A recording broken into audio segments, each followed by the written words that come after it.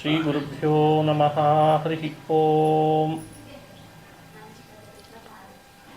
ಶುದ್ಧಾನಂದೋರು ಸಂವಿದ್ಯುತಿಬಲಬಹುಲೌದಾರ್ಯ ವೀರ್ಯಾದಿದೇಹಂ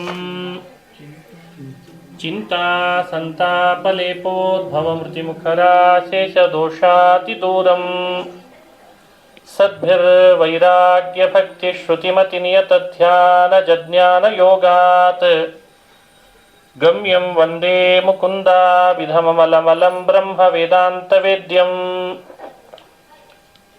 ಅಭ್ರಮಂ ಭಂಗರಹಿತಂ ಅಜಡಂ ವಿಮಲಂ ಸದಾ ಆನಂದತೀರ್ಥಮತುಳಂ ಭಜೆ ತಾಪತ್ರಯಾಪಹಂ ಮೂಕೋಪಿ ಯತ್ಪ್ರಸಾದೇನ ಮುಕುಂದಶಯನಾಯತೆ ರಾಜರಾಜಾಯತೆ ರಿಕ್ತೋ ರಾಘವೇಂದ್ರಂ ತಮಾಶ್ರಯೇ ಆಪಾದಮೌಲಿಪರ್ಯಂತಂ ಗುರುಣಾಮಾಕೃತಿಂ ಸ್ಮರೇತ್ ತೇನ ವಿಘ್ನಾಃ ಪ್ರಣಶ್ಯಂತಿ ಸಿದ್ಧ್ಯಂತಿ ಚ ಮನೋರಥಾಃ. ಚಕ್ರಂ ಯಸ್ಯ ಭುಜಾಗ್ರಮೇತ್ಯ ಲಲಿತಂ ವಿದ್ಯುತ್ಪ್ರಭಂ ರಾಜತೆ ಶಂಖೋ ಯಸ್ಯ ವಿರಾಜತೆ ಕರತಳೆ ಸಂಪೂರ್ಣಚಂದ್ರಪ್ರಭಃ ಮಾಲಾ ಯಸ್ಯ ಸ ಚಂಪಕಾ ಸತಿಲಕಾ ಸಾಶೋಕನೀಲೋತ್ಪಲಾ ಸೋಸ್ಮಾನ್ ಪಾತು ಷಡರ್ಧವಿಕ್ರಮಗತಿಃ ತ್ರೈಲೋಕ್ಯನಾಥೋ ಹರಿಃ. ನಾರಾಯಣಂ ನಮಸ್ಕೃತ್ಯ ನರಂ ಚೈವ ನರೋತ್ತಮಂ ದೇವೀಂ ಸರಸ್ವತೀಂ ವ್ಯಾಸಂ ತತೋ ಜಯಮುದೀರಯೇತ್. ದ್ವೈಪಾಯನೋಷ್ಠಪುಟನಿಸ್ಸೃತಮಪ್ರಮೇಯಂ ಪುಣ್ಯಂ ಪವಿತ್ರಮಥ ಪಾಪಹರಂ ಶಿವಂ ಚ ಯೋ ಭಾರತಂ ಸಮಧಿಗಚ್ಚತಿ ವಾಚ್ಯಮಾನಂ ಕಿಂ ತಸ್ಯ ಪುಷ್ಕರಜಲೈರಭಿಷೇಚನೇನ ಜಯತಿ ಪರಾಶರಸೂನುಃ ಸತ್ಯವತೀ ಹೃದಯನಂದನೋ ವ್ಯಾಸಃ ಯಸ್ಯಾಸ್ಯ ಕಮಲಗಲಿತಂ ವಾಂಗ್ಮಯಮೃತಂ ಜಗತ್ಪಿಬತಿ. ಶ್ರೀ ಹರಿವಾಯು ಗುರುಗಳ ಚರಣಾರವಿಂದಗಳಲ್ಲಿ ಭಕ್ತಿಪೂರ್ವಕ ಪ್ರಣಾಮಗಳನ್ನು ಅರ್ಪಿಸಿ ಹರಿವಂಶದ ಪ್ರವಚನವನ್ನು 3 ದಿನಗಳ ಕಾಲ ಮಾಡ್ತಾ ಇದ್ದೇನೆ. ನಿರ್ವಿಘ್ನವಾಗಿ ಈ ಜ್ಞಾನ ಪ್ರವಚನ ಜ್ಞಾನ ಯಜ್ಞ ಪರಿಸಮಾಪ್ತಿಯಾಗಲಿ ಅಂತ ವಿಘ್ನೇಶ್ವರನ ಅಂತರ್ಯಾಮಿ ಭಾರತೀರಮಣ ಮುಖ್ಯ ಪ್ರಾಣಾಂತರ್ಗತ ವಿಶ್ವಂಭರ ರೂಪಿ ಭಗವಂತನ ಪಾದಗಳಲ್ಲಿ ನಮಸ್ಕರಿಸಿ, ಹರಿವಂಶ ಮಹಾಭಾರತದ ಖಿಲ ಅಂತ ಪ್ರಸಿದ್ಧ. ಖಿಲ ಅಂದರೆ ಅವಶಿಷ್ಟ ಅಂತ ಅಭಿಪ್ರಾಯ ಇದೆ. ಮಹಾಭಾರತವನ್ನು ರಚನೆ ಮಾಡಿದ ಮೇಲೆ ವ್ಯಾಸರು ಈ ಗ್ರಂಥವನ್ನು ರಚನೆ ಮಾಡಿದ್ದರಿಂದ ಇದನ್ನು ಮಹಾಭಾರತದ ಖಿಲ ಅಂತ ಹಿರಿಯರು ಕರೀತಾರೆ. ಈ ಹರಿವಂಶವನ್ನು ಶ್ರವಣ ಮಾಡೋದ್ರಿಂದ ಎಷ್ಟು ಫಲ ಇದೆ ಅಂತ ಫಲಶ್ರುತಿಯನ್ನು ಹೇಳಿದ್ದಾರೆ. ಇಂತಿಂಥ ಫಲಗಳು ಸಿಗ್ತದೆ ಹರಿವಂಶ ಶ್ರವಣ ಮಾಡಿದರೆ ಅಂತ. ಶೃಣೋತಿ ಶ್ರಾವಯೇದ್ವಾಪಿ ಹರಿವಂಶಂತು ಯೋ ನರಃ ಸರ್ವಥಾ ಪಾಪ ನಿರ್ಮುಕ್ತೋ ವೈಷ್ಣವಂ ಪದಮಾಪ್ನುಯಾತ್. ಯಾರು ಶ್ರವಣ ಮಾಡ್ತಾರೆ, ಇನ್ನೊಬ್ಬರಿಗೆ ಯಾರು ಶ್ರವಣ ಮಾಡಿಸ್ತಾರೆ, ಅವರು ಸಕಲ ಪಾಪಗಳಿಂದ ಮುಕ್ತರಾಗಿ ಭಗವಂತನ ಸ್ಥಾನವನ್ನು ಪಡಿತಾರೆ ಅಂತ ಫಲವನ್ನು ಹೇಳ್ತಾರೆ. ಇನ್ನೊಂದು ಫಲ ಹೇಳ್ತಾರೆ, ಪಿತೃನ್ ಉದ್ಧರತೆ ಸರ್ವಾನ್ ದಶ ಪೂರ್ವಾನ್ ದಶಾಪರಾನ್ ಹರಿವಂಶಂ ನರಶ್ರುತ್ವಾ ಸೇತಿಹಾಸಂ ಪುರಾತನಂ ಅಪುತ್ರಃ ಪುತ್ರಮಾಪ್ನೋತಿ ಹ್ಯಧನೋ ಧನಮಾಪ್ನುಯಾತ್. ಇದು ಹರಿವಂಶ ಕಥಾಶ್ರವಣದ ಫಲ ಅಂತ ಹೇಳಿದ್ದಾರೆ. ಪಿತೃನ್ ಉದ್ಧರತೆ ಸರ್ವಾನ್, ಪಿತೃಗಳು ಹರಿವಂಶ ಕಥಾ ಶ್ರವಣ ಮಾಡ್ತಾ ಅಥವಾ ಮಾಡಿಸೋಣದ್ರಿಂದ ಪಿತೃಗಳಿಗೆ ಸದ್ಗತಿ ಆಗ್ತದೆ ಅಂತ. ಕೆಲವೊಮ್ಮೆ ಪಿತೃ ಸದ್ಗತಿ ಆಗಿರಲ್ಲ, ಪಿತೃಗಳಿಗೆ ಸರಿಯಾದ ಗತಿ ಆಗಿರಲ್ಲ, ಯಾವುದೋ ಪಾಪ ತೊಡಕಾಗಿರ್ತದೆ. ಹರಿವಂಶವನ್ನು ಶ್ರದ್ಧೆಯಿಂದ ಶ್ರವಣ ಮಾಡಿದರೆ ಪಿತೃಗಳಿಗೆ ಸದ್ಗತಿ ಆಗ್ತದೆ ಅಂತ ಫಲ ಹೇಳ್ತಾರೆ. ಎರಡನೇದ್ದು, ಹರಿವಂಶಂ ನರಶ್ರುತ್ವ ಸೇತಿಹಾಸಂ ಪುರಾತನಂ. ಇತಿಹಾಸ ಸಹಿತವಾಗಿ ಬಹಳ ಹಳೇದಾದ ಈ ಹರಿವಂಶವನ್ನು ಶ್ರವಣ ಮಾಡಿದರೆ ಅಪುತ್ರ ಪುತ್ರಮಾಪ್ನೋತಿ ಹ್ಯಧನಃ ಧನವಾನ್ ಭವೇತ್. ಇದು ಒಂದು ಫಲಶ್ರುತಿ. ಮಕ್ಕಳಾಗುವ ಅರ್ಹತೆ ಇರ್ತದೆ, ಯಾವುದೋ ಕಾರಣದಿಂದ ಅವನಿಗೆ ಪುತ್ರವಂತನಾಗಲಿಕ್ಕೆ ಅವಕಾಶ ಆಗ್ತಿರಲ್ಲ, ಯಾವುದೋ ಪಾಪ ತೊಡಕಾಗಿರ್ತದೆ.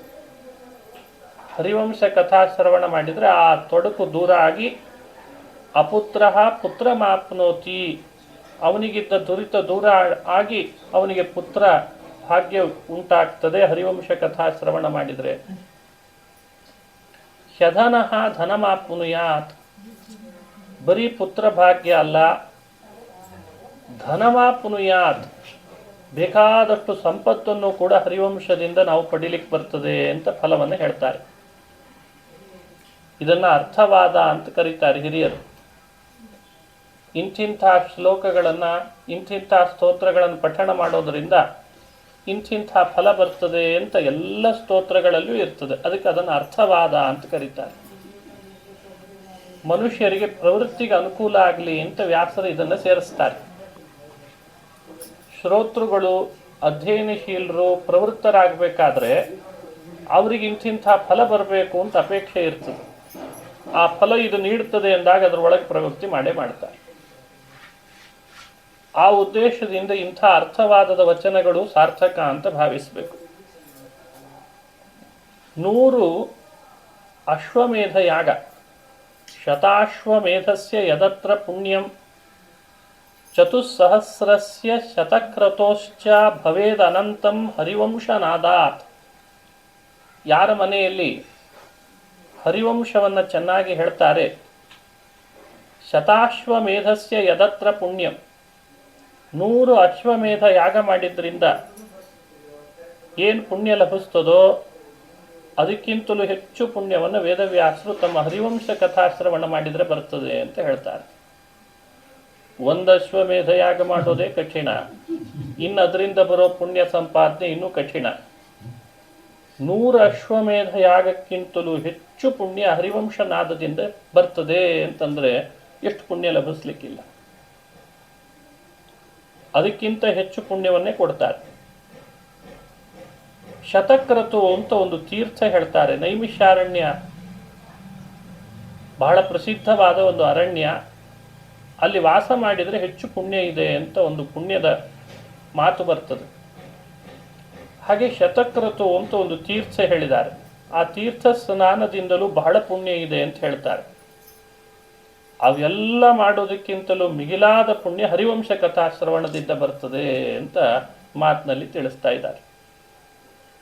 ಭವೇದ್ ಅನಂತಂ ಹರಿವಂಶನಾದಾತ್ ಪ್ರಕೀರ್ತಿತಂ ವ್ಯಾಸ ಮಹರ್ಷಿಣಾಚ ಅಂತಂತಿದ್ದಾರೆ. ಹೀಗೆ ವಾಜಪೇಯ, ರಾಜಸೂಯ ಈ ಎಲ್ಲ ಯಾಗದಿಂದ ಫಲ ಸಿಗ್ತದೆ, ಆದರೆ ಹರಿವಂಶದಷ್ಟು ಫಲ ಸಿಗಲ್ಲ. ಹಾಗಾಗಿ ಅವುಗಳಿಗಿಂತ ಮಿಗಿಲಾದ ಫಲ ಹರಿವಂಶ ಶ್ರವಣಕ್ಕಿದೆ ಅಂತ ವಿವರಣೆ ಕೊಡ್ತಾ ಬಂದಿದ್ದಾರೆ. ಸಾಧನ ಜೀವ ಸಾಧನ ಶರೀರವನ್ನು ಸಾರ್ಥಕ ಮಾಡಿಕೊಳ್ಬೇಕಾದ್ರೆ ಒಳ್ಳೆಯ ಜ್ಞಾನ ಸಂಪಾದನೆ ಮಾಡಬೇಕು. ವೇದ ಉಪನಿಷತ್ತುಗಳು ಸಾರಿದ್ದು ಜ್ಞಾನಿಯಾಗಲಿ ಸಾಧಕ ಅಂತ. ಜ್ಞಾನಿಯಾದರೆ ಭಗವಂತನ ಅನುಗ್ರಹ ಸಂಪಾದನೆ ಮಾಡಲಿಕ್ಕೆ ಆಗ್ತದೆ. ಜ್ಞಾನಿ ಪ್ರಿಯತಮಃ ಅಂತಾನೆ ಶ್ರೀಕೃಷ್ಣ ಭಗವದ್ಗೀತೆಯಲ್ಲಿ. ಆರ್ತೋ ಜಿಜ್ಞಾಸು ಅರ್ಥಾರ್ಥಿ ಜ್ಞಾನೀಚ ಭರತರ್ಷಭ. ನನ್ನನ್ನು ಸೇವಿಸುವ ಭಕ್ತರು 4 ಥರ ಇದ್ದಾರೆ. ಬಹಳ ಬಳಲಿ ಬೆಂಡಾಗಿರ್ತಾನೆ ರೋಗ ರುಜಿನಗಳಿಂದ, ಆರ್ತ, ಅವನು ನನ್ನನ್ನು ಸೇವೆ ಮಾಡ್ತಾನೆ. ಜಿಜ್ಞಾಸು, ನಾನೇನಿದ್ದೇನೆ ಅಂತ ತಿಳಿಬೇಕು ಅಂತ ಜಿಜ್ಞಾಸು ಇರ್ತಾನೆ, ಅವನು ನನ್ನನ್ನು ಸೇವೆ ಮಾಡ್ತಾನೆ. ಅರ್ಥಾರ್ಥಿ, ನನ್ನಿಂದ ಏನಾದರೂ ಒಂದು ಪ್ರಯೋಜನ ಬೇಕು ಅಂತ ಅಪೇಕ್ಷೆ ಇರ್ತದೆ, ಹಣ ಬೇಕು ಅಂತ ಅವನು ಸೇವೆ ಮಾಡ್ತಾನೆ. ಜ್ಞಾನೀಚ ಭರತರ್ಷಭ, ಜ್ಞಾನಿಯಾದವನು ನನ್ನನ್ನು ಸೇವೆ ಮಾಡ್ತಾನೆ ಅಂತ ಸೇವಕರು 4 ಥರ ಅಂತ ವಿಂಗಡಿಸಿದ ಕೃಷ್ಣ. ಅಲ್ಲಿ ಕೊನೆಗೆ ಹೇಳ್ದ, ಈ ನಾಲ್ವರಲ್ಲಿ ಯಾರು ವಿಶೇಷ ಅಂದರೆ ಜ್ಞಾನಿ ವಿಶೇಷ ಅಂತಂದ. ಮನುಷ್ಯನಿಗೆ ಅರ್ಹತೆ ದೇವರೇ ಕೊಟ್ಟಿರ್ತಾನೆ ಜ್ಞಾನ ಪಡೀಲಿಕ್ಕೆ. ಆ ಜ್ಞಾನ ಪಡೆದಿದ್ರೆ ವಂಚಿತರಾದ್ವಿ ಅಂತ ಅರ್ಥ. ಜ್ಞಾನ ಪಡೆದ್ರೆ ದೇವರಿಗೆ ಪ್ರಿಯರಾದ್ವಿ ಅಂತ ಅರ್ಥ. ನಾವು ಜ್ಞಾನ ಪಡೆದು ಭಗವಂತನಿಗೆ ಪ್ರಿಯರಾಗಬೇಕು.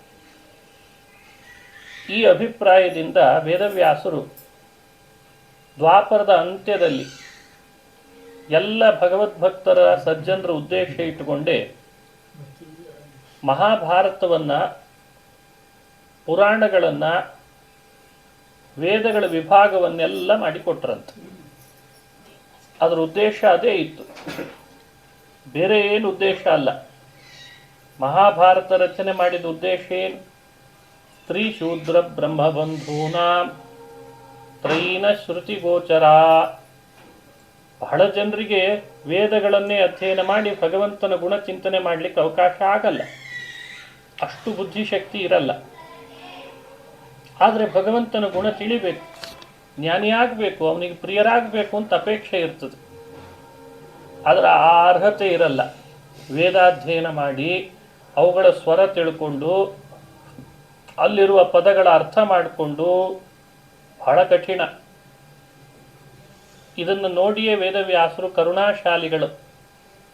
ತಾವೇ ಸ್ವತಃ ವೇದದಲ್ಲಿರುವ ಅರ್ಥಗಳನ್ನೆಲ್ಲ ಮನಗಂಡು, ಸರ್ವಜ್ಞನಾದ್ದರಿಂದ ಮನಗಂಡು ಅವುಗಳ ಸಾರ, ಅವುಗಳಿಗಿಂತಲೂ ಹೆಚ್ಚು ಗುಣಗಳನ್ನು ಹೇಳುವ ಮಹಾಭಾರತವನ್ನು ರಚನೆ ಮಾಡಿಕೊಟ್ಟರು. ಅದಕ್ಕೆ ಮಹಾಭಾರತ ಅಂದರೆ 4 ವೇದಗಳು ಮಹಾಭಾರತವನ್ನು 5ನೇ ವೇದ ಅಂತ ಹೇಳಿದ್ದಾರೆ. ಇತಿಹಾಸ ಪುರಾಣಾನಾಂ ಪಂಚಮೋ ವೇದಾನಾಂ ವೇದ ಅಂತ ವೇದವೇ ಹೇಳ್ತದೆ, ವೇದಗೃಹೀತ. ಅಪೌರುಷೇಯವಾದ ವೇದ ಮಹಾಭಾರತ ಪೌರುಷೇಯವಾದರೂ 4ನೇ ಸ್ಥಾನದಿಂದ 5ನೇ ಸ್ಥಾನ ಕೊಡಬೇಕಾದ್ರೆ ಮಹಾಭಾರತಕ್ಕೆ ಕೊಟ್ಬಿಟ್ಟಿದೆ. ಮಹಾಭಾರತ ಪುರಾಣಗಳಿಗೆ ಇತಿಹಾಸ ಅಂದರೆ ಮಹಾಭಾರತ ಅಂತ ಅರ್ಥ. ವೇದದಲ್ಲಿ ಎಲ್ಲಾದರೂ ಇತಿಹಾಸ ಅಂತ ಶಬ್ದ ಬಂದರೆ ಅದನ್ನು ಮಹಾಭಾರತ ಅಂತ ಹೇಳಿ ತಿಳ್ಕೊಳ್ಬೇಕು. ಮಹಾಭಾರತಕ್ಕೆ ಜಯೋನಾಮೇತಿಹಾಸೋಯಂ ಅಂತ ಪ್ರಮಾಣ ಇದ್ದದ್ರಿಂದ ಜಯ ಮತ್ತು ಇತಿಹಾಸ ಅಂತ 2 ನಾಮ ಇದಕ್ಕೆ ಇರೋದಂತೆ. ಜಯ ಅಂತ ಕರೆದ್ರೆ ಮಹಾಭಾರತ, ಇತಿಹಾಸ ಅಂತ ಕರೆದ್ರೂ ಮಹಾಭಾರತ. ವೇದ ಅದನ್ನು ಇತಿಹಾಸ ಅಂತ ಗುರುತಿಸ್ತದೆ. ಹಿಸ್ಟ್ರಿ ಅಂತ ಇಂಗ್ಲಿಷ್ನಲ್ಲಿ ಒಂದು ಶಬ್ದ ಇದೆ. ಇತಿಹಾಸ ಅಂತ ಮಹಾಭಾರತವನ್ನು ನಾವು ಗುರುತಿಸಿದಾಗ ಟ್ರಾನ್ಸ್ಲೇಟ್ ಮಾಡಲಿಕ್ಕೆ ಹಿಸ್ಟ್ರಿ ಅಂತ ಆಮೇಲಿನವ್ರು ಕರೀತಾರೆ. ಆದರೆ ಆ ಪದಕ್ಕೂ ಇತಿಹಾಸ ಶಬ್ದದ ಎಷ್ಟು ಅರ್ಥ ಇದೆ ಅಷ್ಟು ಅರ್ಥ ಕೊಡೋ ಶಕ್ತಿ ಇಲ್ಲ ಹಿಸ್ಟ್ರಿ ಶಬ್ದಕ್ಕೆ. ಅದರ ವ್ಯಾಪ್ತಿ ಕಡಿಮೆ. ಇತಿಹಾಸ ಶಬ್ದದ ಅರ್ಥದ ವ್ಯಾಪ್ತಿ ಹೆಚ್ಚು ಅಂತ ಒಂದು ಕಡೆ ವಿವರಣೆ ಮಾಡ್ತಾರೆ. ಇದನ್ನು ನಾವು 2 ರೀತಿಯಿಂದ, ಸಂಶೋಧನೆ ದೃಷ್ಟಿಯಿಂದ ಇಲ್ಲೇನು ಹೇಳಲಿಕ್ಕೆ ಹೊರಟಿದೆ ಅನಾಲಿಸಿಸ್ ಮಾಡ್ತಾ ನೋಡೋದು ಒಂದು ಪದ್ಧತಿ. ಇನ್ನೊಂದು ವೇದವ್ಯಾಸ ನಾರಾಯಣನ ಅವತಾರ, ಅವನು ಹೇಳಿದ್ದನ್ನು ನಾವು ಶ್ರವಣ ಮಾಡಬೇಕಾದದ್ದು ನಮ್ಮ ಕರ್ತವ್ಯ. ಅದು ನಮ್ಮ ಪಾಪಗಳನ್ನು ಕಳೀತದೆ, ಅದು ಪುಣ್ಯ ಕೊಡ್ತದೆ, ನಮ್ಮ ಅಭೀಷ್ಟ ಪೂರ್ಣ ಮಾಡ್ತದೆ ಅಂತ ಭಕ್ತಿಯಿಂದ, ಭಾವುಕತೆಯಿಂದ ಶ್ರವಣ ಮಾಡೋದು ಒಂದು. ಎರಡನ್ನೂ ಭಾರತದಲ್ಲಿ ಮಾಡ್ಕೊಂಡು ಬಂದದ್ದು ನೋಡ್ತೇವೆ. ಕೆಲವರು ಅದರ ಇತಿಹಾಸದ ದೃಷ್ಟಿ ಏನು, ಮಹಾಭಾರತದಲ್ಲಿರುವ ಅರ್ಥಶಾಸ್ತ್ರ ಏನು ಹೇಳ್ತದೆ, ಮಹಾಭಾರತದಲ್ಲಿರುವ ಸಮಾಜಶಾಸ್ತ್ರ ಏನು ಹೇಳ್ತದೆ ಅಂತ ಅವರು ತಲೆ ಕೆಡಿಸ್ಕೊಂಡು ಇನ್ನೊಬ್ಬರನ್ನು ತಲೆ ಕೆಡಿಸಿ ಹಾಗೂ ಒಂದು ಪದ್ಧತಿಯಂತೆ ಹೋಗಿದ್ದಾರೆ. ಅವರನ್ನು ಗೌರವಿಸಬೇಕಾದದ್ದೇ. ಮಹಾಭಾರತದಲ್ಲಿ ಏನಿಲ್ಲ, ಎಲ್ಲ ಇದೆ, ವಿಜ್ಞಾನ ಇದೆ, ತತ್ವಜ್ಞಾನ ಇದೆ ಅಂತ ಹೀಗೂ ಒಂದು ಉಪನ್ಯಾಸ ಮಾಡೋ ಪದ್ಧತಿ ಇದೆ. ಗ್ರಂಥಗಳನ್ನು ಹಾಗೆ ಬರೆದದ್ದು ಇದೆ. ವೇದಗಳಲ್ಲಿ ಹೇಳ್ತದೆ ಒಂದು ಮಾತು, ಶ್ರುತಮ್ಮೇ ಗೋಪಾಯ ಆವಹಂತಿ ವಿತನ್ವಾನಾ. ನಾವು ದೇವರನ್ನು ಪ್ರಾರ್ಥನೆ ಮಾಡಬೇಕು. ಸತ್ಯಾಸ್ತ್ರಗಳನ್ನು ನಾವೇನು ಕೇಳ್ತೇವೆ ಆ ಕೇಳಿದ್ದರಿಂದಲೇ ನಮ್ಮ ರಕ್ಷಣೆ ಆಗ್ತದೆ ಅಂತ ಅರ್ಥ. ಗೋಪಾಯ, ಶ್ರುತಮ್ಮೇ ಗೋಪಾಯ, ನಾವು ಕೇಳಿದ್ದರಿಂದಲೇ ನಮ್ಮನ್ನು ರಕ್ಷಣೆ ದೇವರೂ ಮಾಡ್ತಾನೆ, ಕೇಳಿದ್ದನ್ನೂ ರಕ್ಷಣೆ ಮಾಡ್ಕೊಳ್ಬೇಕಂತೆ. ಶ್ರುತಂ ಹರತಿ ಪಾಪಾನಿ ಅಂತ ಇನ್ನೊಂದು ಮಾತು ಇದೆ.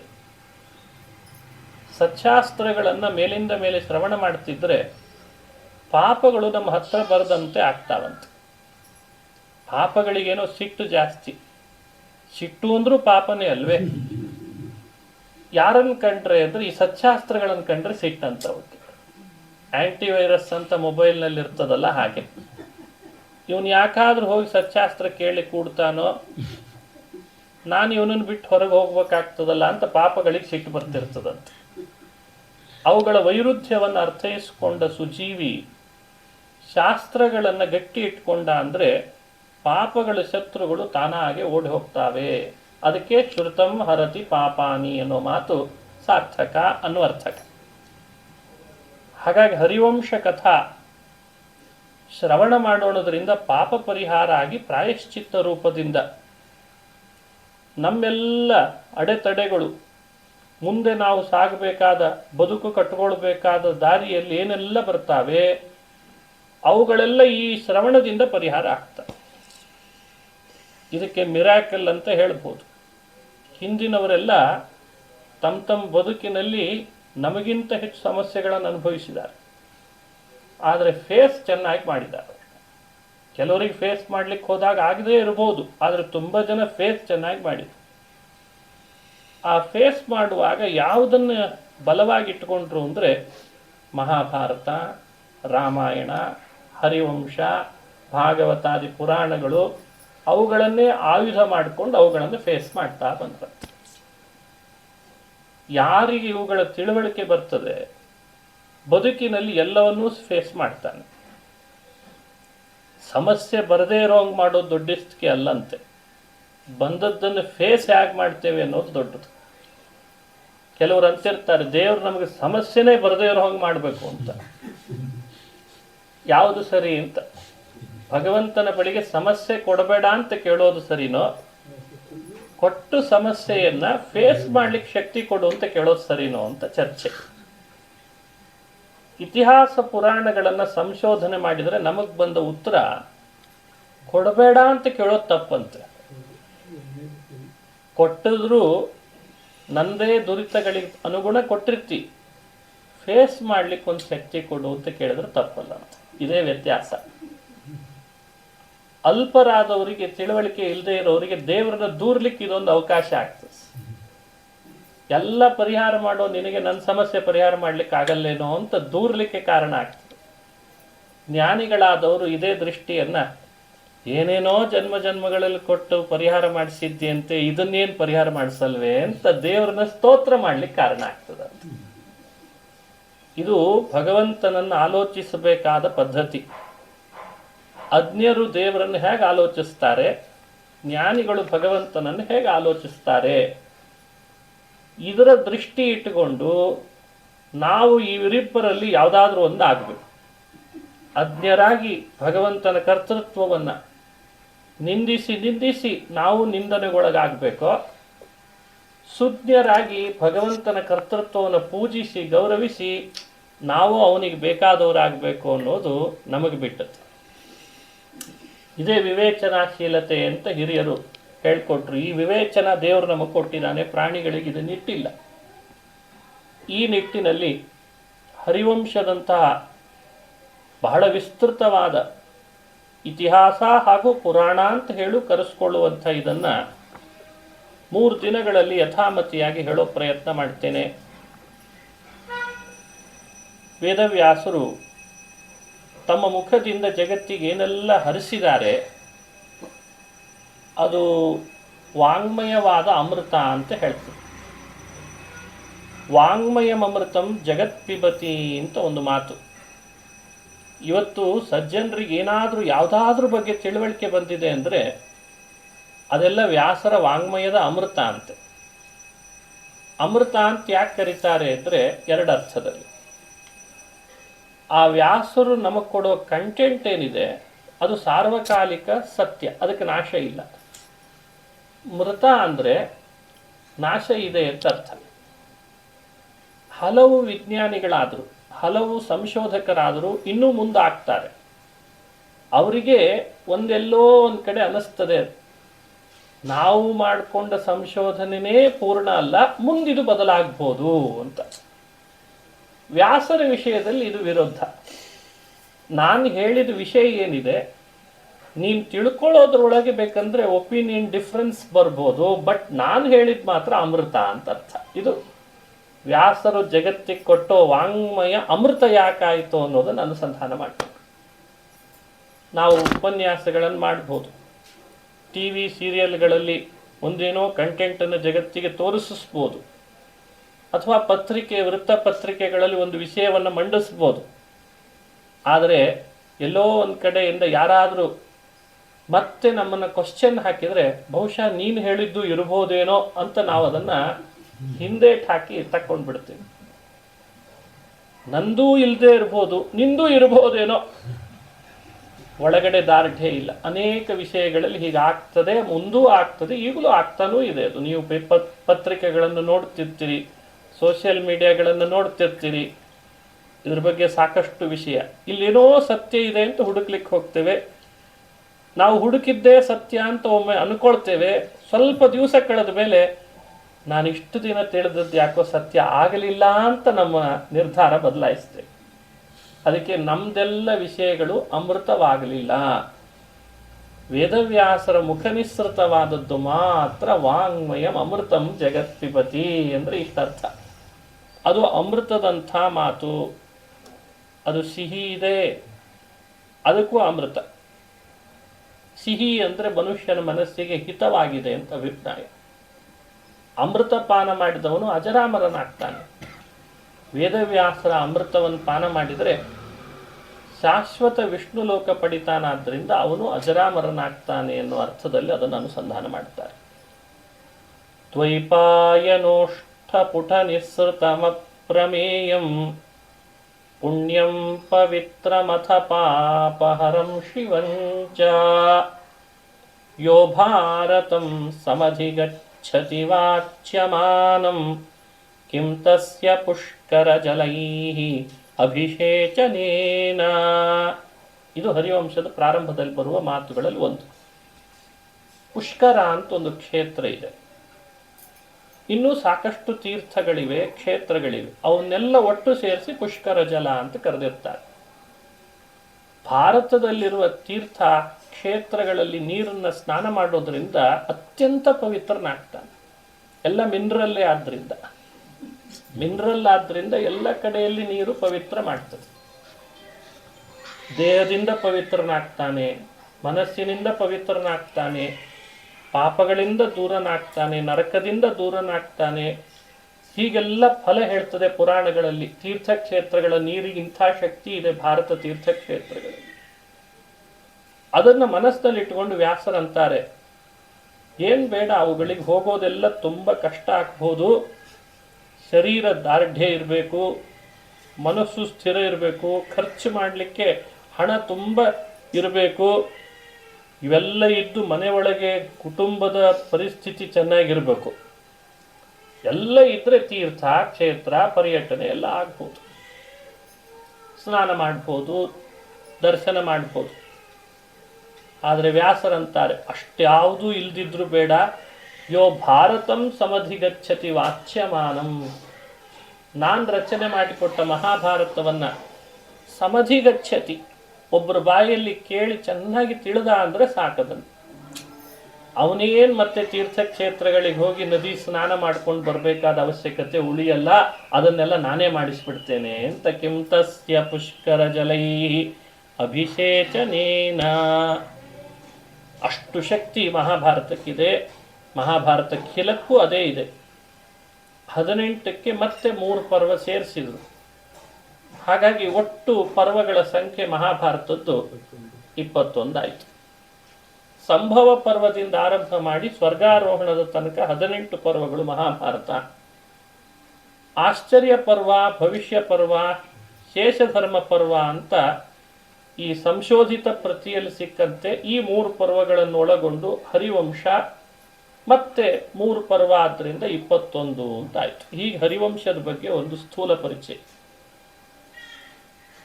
ಈ ಪರಿಚಯ ಮಾಡಿಸುವಾಗ ವ್ಯಾಸರ ಹರಿವಂಶದ ಬಗ್ಗೆ ವ್ಯಾಸರ ಬಗ್ಗೆ ಒಂದು ಪ್ರಾರಂಭದಲ್ಲಿ ಬರುವ ಮಾತು, ಜಯತಿ ಪರಾಶರ ಸೋನು ಸತ್ಯವತಿ ಹೃದಯ ನಂದನೋ ವ್ಯಾಸ ಯಸ್ಯ ಆಸ್ಯ ಕಮಲಗಲಿತಂ ವಾಂಗ್ಮಯಮೃತಂ ಜಗತ್ ಪಿಬತಿ.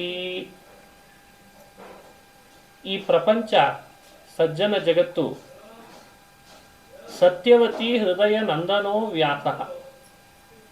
ಸತ್ಯವತಿ ಅಂತ ಒಬ್ಳಿದ್ಲು, ಅವಳಿಂದ ಭಗವಂತ ಅವತಾರ ಮಾಡಿದ, ಅವಳನ್ನು ನಿಮಿತ್ತ ಮಾಡಿಕೊಂಡ.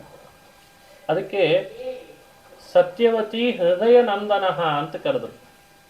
ಸತ್ಯವತಿ ತಾಯಿಗೆ ಅವಳ ಹೃದಯಕ್ಕೆ ಆನಂದ ಕೊಟ್ಟಂತಹ ಮಹಾನುಭಾವ ಅಂದರೆ ವೇದವ್ಯಾಸ. ಪರಾಶರರನ್ನು ನಿಮಿತ್ತ ಮಾಡಿಕೊಂಡಾದ್ರಿಂದ ಅವರಿಗೆ ಕೀರ್ತಿ ಬರಲಿ ಅಂತ ಪರಾಶರ ಸೋನುಹು ಅಂತ ಕರೀತಾರೆ. ಪರಾಶರರ ಮಗನಾದ, ಸತ್ಯವತಿಯ ಹೃದಯಕ್ಕೆ ಆನಂದ ನೀಡಿದ ಅಂತಹ ವ್ಯಾಸ ತನ್ನ ಮುಖ ಕಮಲದಿಂದ ಹೊರಹೊಮ್ಮಿದ ಆ ಅಮೃತವನ್ನ ಪ್ರಪಂಚವೇ ಇವತ್ತು ಪಾನ ಮಾಡ್ತಾ ಇದೆ. ಅಂಥ ವೇದವ್ಯಾಸ ಸರ್ವೋತ್ಕೃಷ್ಟನಾಗಿದ್ದಾನೆ, ಜಯತಿ ಅಂತ ಪ್ರಾರಂಭದಲ್ಲಿ ಅನುಸಂಧಾನ ಮಾಡ್ತಾರೆ. ಹರಿವಂಶ ಕಥಾಶ್ರವಣ ಮಾಡುವಾಗ ವ್ಯಾಸರನ್ನು ವಿಶೇಷ ಸ್ಮರಣೆ ಮಾಡಬೇಕು. ಕೆಲವು ಪುಸ್ತಕಗಳಲ್ಲಿರುವಂತೆ ಜನಮೇಜಯ, ವೈಶಂಪಾಯನರ ಸಂವಾದದ ರೂಪದಲ್ಲಿ ಹರಿವಂಶ ಬಂತು ಅಂತ. ಶೌನಕರ ಸೂತರ ಸಂವಾದದ ಮೂಲಕವಾಗಿ ಹರಿವಂಶ ಬಂದಿದೆ ಅಂತ ನಮ್ಮ ಅನುಸಂಧಾನದಲ್ಲಿ ಅವರನ್ನು ಪ್ರವರ್ತಕರು ಅಂತ ಸ್ಮರಣೆ ಮಾಡಬೇಕು. ಉಪಲಬ್ಧ ಪುಸ್ತಕದಲ್ಲಿ ಹರಿವಂಶದ ಮಂಗಳ ಶ್ಲೋಕದಲ್ಲಿ ಹರಿಯನ್ನೇ ಸ್ತೋತ್ರ ಮಾಡ್ತಾರೆ. ಆ ಹರಿಯ ಸ್ತೋತ್ರ ಮಾಡುವಾಗ ಕಣ್ಕಟ್ಟುವಂತೆ, ಕಣ್ಮುಂದೆ ದೇವರೇ ಬಂದು ನಿಲ್ಲುವಂತೆ ಒಂದು ಮಾತು, ಚಕ್ರಂ ಯಸ್ಯ ಭುಜಾಗ್ರಮೇತ್ಯ ಲಲಿತಂ ವಿದ್ಯುತ್ ಪ್ರಭಂ ರಾಜತೆ. ಆ ಭಗವಂತನ ಹರಿ ಅಂತ ಒಂದು ರೂಪ, ಅವನ ಕೈಗಳಲ್ಲಿ ಚಕ್ರ ಇದೆ, ಮಿಂಚಿನ ಹೊಳಪಿನ ಚಕ್ರ. ಇನ್ನೊಂದು ಕೈಯಲ್ಲಿ ಶಂಖ ಇದೆ, ಚಂದ್ರನ ಪ್ರಭೆಯನ್ನು ಹೋಲುವಂಥ ಶಂಖ. ಕೊರಳಲ್ಲಿ ಸಂಪಿಗೆ ಹಾಗೂ ತಿಲಪುಷ್ಪ, ಅಶೋಕ ಪುಷ್ಪ, ನೀಲೋತ್ಪಲ ಇವುಗಳಿಂದ ಗುತ್ತಾಗಿ ಕಟ್ಟಿದ ಮಾಲೆಯನ್ನು ಕೊರಳಲ್ಲಿ ಹಾಕ್ಕೊಂಡಿದ್ದಾನೆ. ಅಂತಹ ತ್ರೈಲೋಕ್ಯನಾಥನಾದ ಶ್ರೀಹರಿ ನಮ್ಮನ್ನು ರಕ್ಷಣೆ ಮಾಡಲಿ ಅಂತ ಈ ಹರಿವಂಶದ ಪ್ರಾರಂಭದ ಶ್ಲೋಕ. ಚಕ್ರಂ ಯಸ್ಯ ಭುಜಾಗ್ರಮೇತ್ಯ ಲಲಿತಂ ವಿದ್ಯುತ್ ಪ್ರಭಂ ರಾಜತೆ ಶಂಖೋ ಯಸ್ಯ ವಿರಾಜತೆ ಕರತಳೆ ಸಂಪೂರ್ಣ ಚಂದ್ರಪ್ರಭ. ನೋಡಿ, ಹರಿವಂಶ ಕಥಾ ಶ್ರವಣ ಮಾಡುವ ಮುನ್ನ ಈ ಹರಿವಂಶ ಪ್ರತಿಪಾದ್ಯನಾದ ಶ್ರೀಹರಿಯ ರೂಪವನ್ನು ಹೃದಯದಲ್ಲಿ ಧ್ಯಾನ ಮಾಡಬೇಕು. ಒಂದು ಕೈಯಲ್ಲಿ ಚಕ್ರ, ಮತ್ತೊಂದು ಕೈಯಲ್ಲಿ ಶಂಖ, ಹೀಗೆ ಎರಡು ಕೈಗಳಿಂದ ಕೂಡಿದ ಶ್ರೀಹರಿ ಕೊರಳಲ್ಲಿ ಮಾಲೆ ಧರಿಸಿದ್ದಾನೆ. ಅಂಥ ಷಡರ್ಧ ವಿಕ್ರಮಗತಿ ಅಂದರೆ ತ್ರಿವಿಕ್ರಮಗತಿ ಅಂತ ಅನಿಸ್ಕೊಂಡ ಶ್ರೀಹರಿ ನಮ್ಮನ್ನು ರಕ್ಷಣೆ ಮಾಡಲಿ ಅಂತ ಪ್ರಾರ್ಥನೆ ಮಾಡಿದ್ದಾರೆ. ಇದು ಮಂಗಳ ಶ್ಲೋಕ ಅಂತ ಅಭಿಪ್ರಾಯ ಪಡ್ತದೆ. ಇಂಥ ಹರಿವಂಶದಲ್ಲಿ ಆಶ್ಚರ್ಯ ಪರ್ವ ಅಂತ ಪ್ರಾರಂಭದಲ್ಲಿ ಆಶ್ಚರ್ಯ ಪರ್ವ ಒಟ್ಟು 24,000 ಅಂತ ಹಿರಿಯರು ಹೇಳ್ತಾರೆ. ಅಷ್ಟೂ 24,000 ನಾವು ಈ ಕೂಡಲೇ 3 ದಿನಗಳಲ್ಲಿ ಹೇಳ್ತೇವೆ ಅಂದರೆ ಆಗಲಾರದು. ಪ್ರಮುಖವಾದ ಕೆಲವು ವಿಷಯಗಳನ್ನು ಆಶ್ಚರ್ಯ ಪರ್ವದಲ್ಲಿ ಬಂದಂತೆ, ಭವಿಷ್ಯ ಪರ್ವದಲ್ಲಿ ಬಂದಂತೆ, ಕೊನೆಯ ಪರ್ವದಲ್ಲಿಯೂ ಕೂಡ ಬಂದಂತೆ ಅನುಸಂಧಾನ ಮಾಡಿಸ್ತಾ ಇದ್ದೇನೆ. ಹರಿವಂಶ ಮೊದಲನೆಯ ಆಶ್ಚರ್ಯ ಪರ್ವದಲ್ಲಿ ದೇವ ಸೃಷ್ಟಿ, ದಾನವ ಸೃಷ್ಟಿಯನ್ನು ವಿಸ್ತಾರವಾಗಿ ಹೇಳ್ತಾರೆ. ಯಾರ್ಯಾರ ಸೃಷ್ಟಿಯನ್ನು ವ್ಯಾಸರು ಹೇಳಿದ್ದಾರೆ ಕ್ರಮವಾಗಿ, ಇದು ಎಲ್ಲ ಸೃಷ್ಟಿಯಲ್ಲೂ ಹೀಗೆ ನಡೀತದೆ ಅಂತ ಸಜ್ಜನರಿಗೆ ತಿಳುವಳಿಕೆ ಕೊಡೋದು ಉದ್ದೇಶ ಆಗಿತ್ತು. ಅದನ್ನು ಯಾರು ಅದಲು ಬದಲು ಮಾಡಲಿಕ್ಕೆ ಬರಲ್ಲ. ಮಹಾಭಾರತ ಹರಿವಂಶಗಳ ವಿಶೇಷತೆ ಏನು ಅಂದರೆ, ಈ ಕಲ್ಪದಲ್ಲಿ ಏನು ನಡೆದಿರ್ತದೋ ಮತ್ತೆ ಮುಂದಿನ ಕಲ್ಪದಲ್ಲೂ ಅದು ನಡೀತದೆ. ಅದದೇ ಹೆಸರಿನ ವ್ಯಕ್ತಿಗಳೇ ಬರ್ತಾರೆ. ವ್ಯತ್ಯಾಸ ಏನು ಹಾಗಾದರೆ, ಒಳಗಿರುವ ಸೋಲ್ ಮಾತ್ರ ಬೇರೆ ಆಗಿರ್ತಾನೆ. ಅಂದರೆ ಜೀವ ಬೇರೆ, ಆ ಹೆಸರಿನ ವ್ಯಕ್ತಿಗಳು ಅವರೇ ಕಳಿಸ್ತಾರಂತೆ. ಒಂದು ಉದಾಹರಣೆ ಕೊಡೋದಾದರೆ, ಒಬ್ಬ ಕವಿ ಒಂದು ನಾಟಕ ಬರೀತಾನೆ. ಒಂದೂರಿಗೆ ಹೋಗಿ ನಾಟಕ ಆಡಿಸ್ಬೇಕು ಅಂತ ಆ ಊರಿನವ್ರನ್ನೇ ಸೆಲೆಕ್ಟ್ ಮಾಡ್ತಾನೆ. ನೀನು ಬಾ, ನೀನು ಈ ಪಾತ್ರ, ನೀನು ಈ ಪಾತ್ರ, ನೀನು ಈ ಪಾತ್ರ ಅಂತ. ಆ ಊರಿಗಷ್ಟೇ ಮೀಸಲು. ಮತ್ತೊಂದು ಊರಿಗೆ ಹೋಗ್ತಾನೆ. ಆ ಊರಿನಲ್ಲಿ ಈ ಪಾತ್ರಧಾರಿಗಳಲ್ಲ, ಹೊಸ ಪಾತ್ರಧಾರಿಗಳನ್ನು ಅಲ್ಲಿ ಹುಡುಕ್ತಾನೆ. ಪಾತ್ರದ ಹೆಸರು, ಪಾತ್ರದಲ್ಲಿ ಹೇಳೋ ಡೈಲಾಗ್ ಅದೇ ಇರ್ತದೆ. ಊರು ಬೇರೆ, ನಾಟಕ ಮಾಡೋ ವ್ಯಕ್ತಿಗಳು ಬೇರೆ. ಹೀಗೆ ಒಬ್ಬ ಕವಿ ಊರೂರಿಗೆ ತನ್ನ ನಾಟಕ ಆಡಿಸುವಾಗ ಊರಿನವರನ್ನೇ ಸೆಲೆಕ್ಟ್ ಮಾಡಿ ಪಾತ್ರಧಾರಿಗಳನ್ನು ಮಾಡಿ ನಾಟಕ ಆಡಿಸಿದಂತೆ ಭಗವಂತ ವೇದವ್ಯಾಸ ಅವನೊಬ್ಬ ಕವಿ. ಅವನು ಮಾಡುವ ಈ ಸೃಷ್ಟಿಯ ಏನು ಬ್ರಹ್ಮಾಂಡ ಇದೆ, ಇದು ಒಂದೊಂದು ಊರುಗಳು.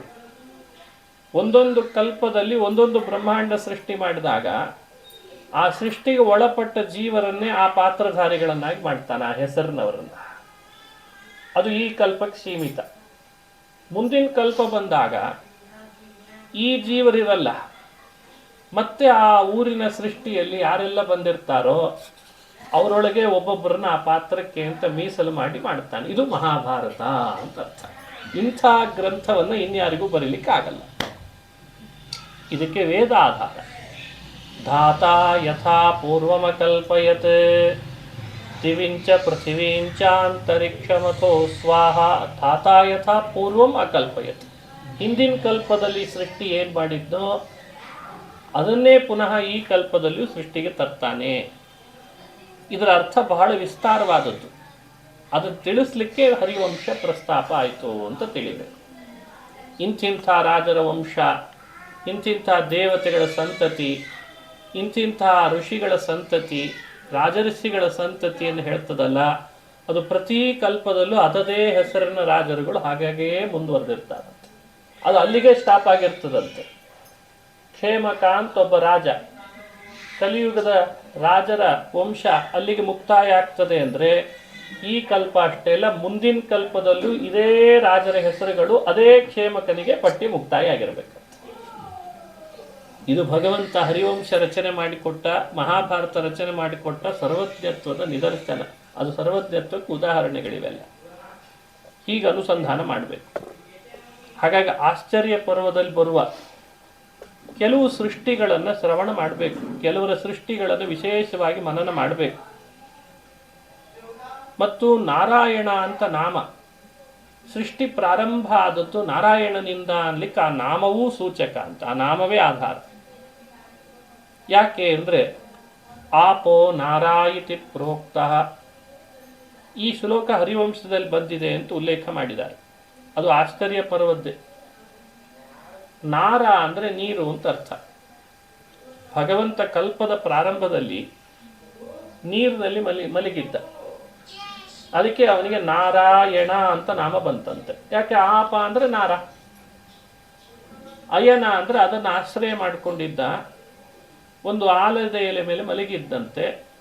ಲಕ್ಷ್ಮಿ ಪ್ರಾರ್ಥನೆ ಮಾಡಿದ್ದಕ್ಕೆ ಸೃಷ್ಟಿ ಪ್ರಾರಂಭ ಮಾಡಿದ ಅಂತ ಭಾಗವತ ಹರಿವಂಶ ಪುರಾಣ ವಿವರಣೆ ಕೊಡ್ತದೆ. ಸೃಷ್ಟಿ ಯಾಕೆ ಮಾಡ್ದ ಅಂತ ಅನ್ನೋದ್ರದ್ದು ಸ್ಪಷ್ಟೀಕರಣ ಕೂಡಲೇ ಸಿಗಲ್ಲ ಇಲ್ಲಿ. ಬೇರೆ ಬೇರೆ ಗ್ರಂಥ ಅವಲೋಕಿಸಿ ಆ ವಿಷಯವನ್ನು ನಾವು ಸ್ಪಷ್ಟಪಡಿಸ್ಕೊಳ್ಬೇಕು. ಸೃಷ್ಟಿ ಯಾಕೆ ಮಾಡ್ತಾನೆ ಭಗವಂತ? ನಾವು ಯಾಕೆ ಸಂತತಿಯನ್ನು ಪಡಿಬೇಕು? ಈ ಎರಡು ಪ್ರಶ್ನೆಗಳಿಗೆ ಒಂದೇ ಉತ್ತರನ, ಬೇರೆ ಬೇರೆ ಉತ್ತರನ? ದೇವರ ಸೃಷ್ಟಿ ಮಾಡ್ದ ಅಂದ್ರೆ ದೇವರ ಮಕ್ಕಳನ್ನು ಪಡೆದ, ನಾವು ಸೃಷ್ಟಿ ಅಂದರೆ ನಾವು ಮಕ್ಕಳನ್ನು ಪಡೆಯೋದು, ಇಷ್ಟೇ ಅರ್ಥದಲ್ಲಿ ಹೇಳ್ತೇವೆ. ನಮ್ಮ ಸೃಷ್ಟಿಗೂ ಭಗವಂತನ ಸೃಷ್ಟಿಗೂ ಇರುವ ಅಂತರ ಏನು, ಫಲ ಏನು? ಈ ಜಿಜ್ಞಾಸೆ ಪ್ರತಿಯೊಬ್ಬ ಮಾಡಬೇಕಾದದ್ದೇ. ಭಗವಂತನ ಸೃಷ್ಟಿಗೆ ಭಗವಂತನಿಗೆ ಯಾವ ಪ್ರಯೋಜನ ಇಲ್ಲಂತೆ, ಆದರೆ ಸೃಷ್ಟಿ ಮಾಡ್ತಾನೆ. ಲೋಕದಲ್ಲಿ ಹ್ಯಾಕ್ ಕಂಡಿದೆ ನಮಗೆ? ಒಬ್ಬ ದಡ್ಡನೂ ಕೂಡ ಲಾಭ ಇಲ್ಲದೆ ಇರೋ ಕೆಲಸಕ್ಕೆ ಕೈ ಹಾಕಲ್ಲ.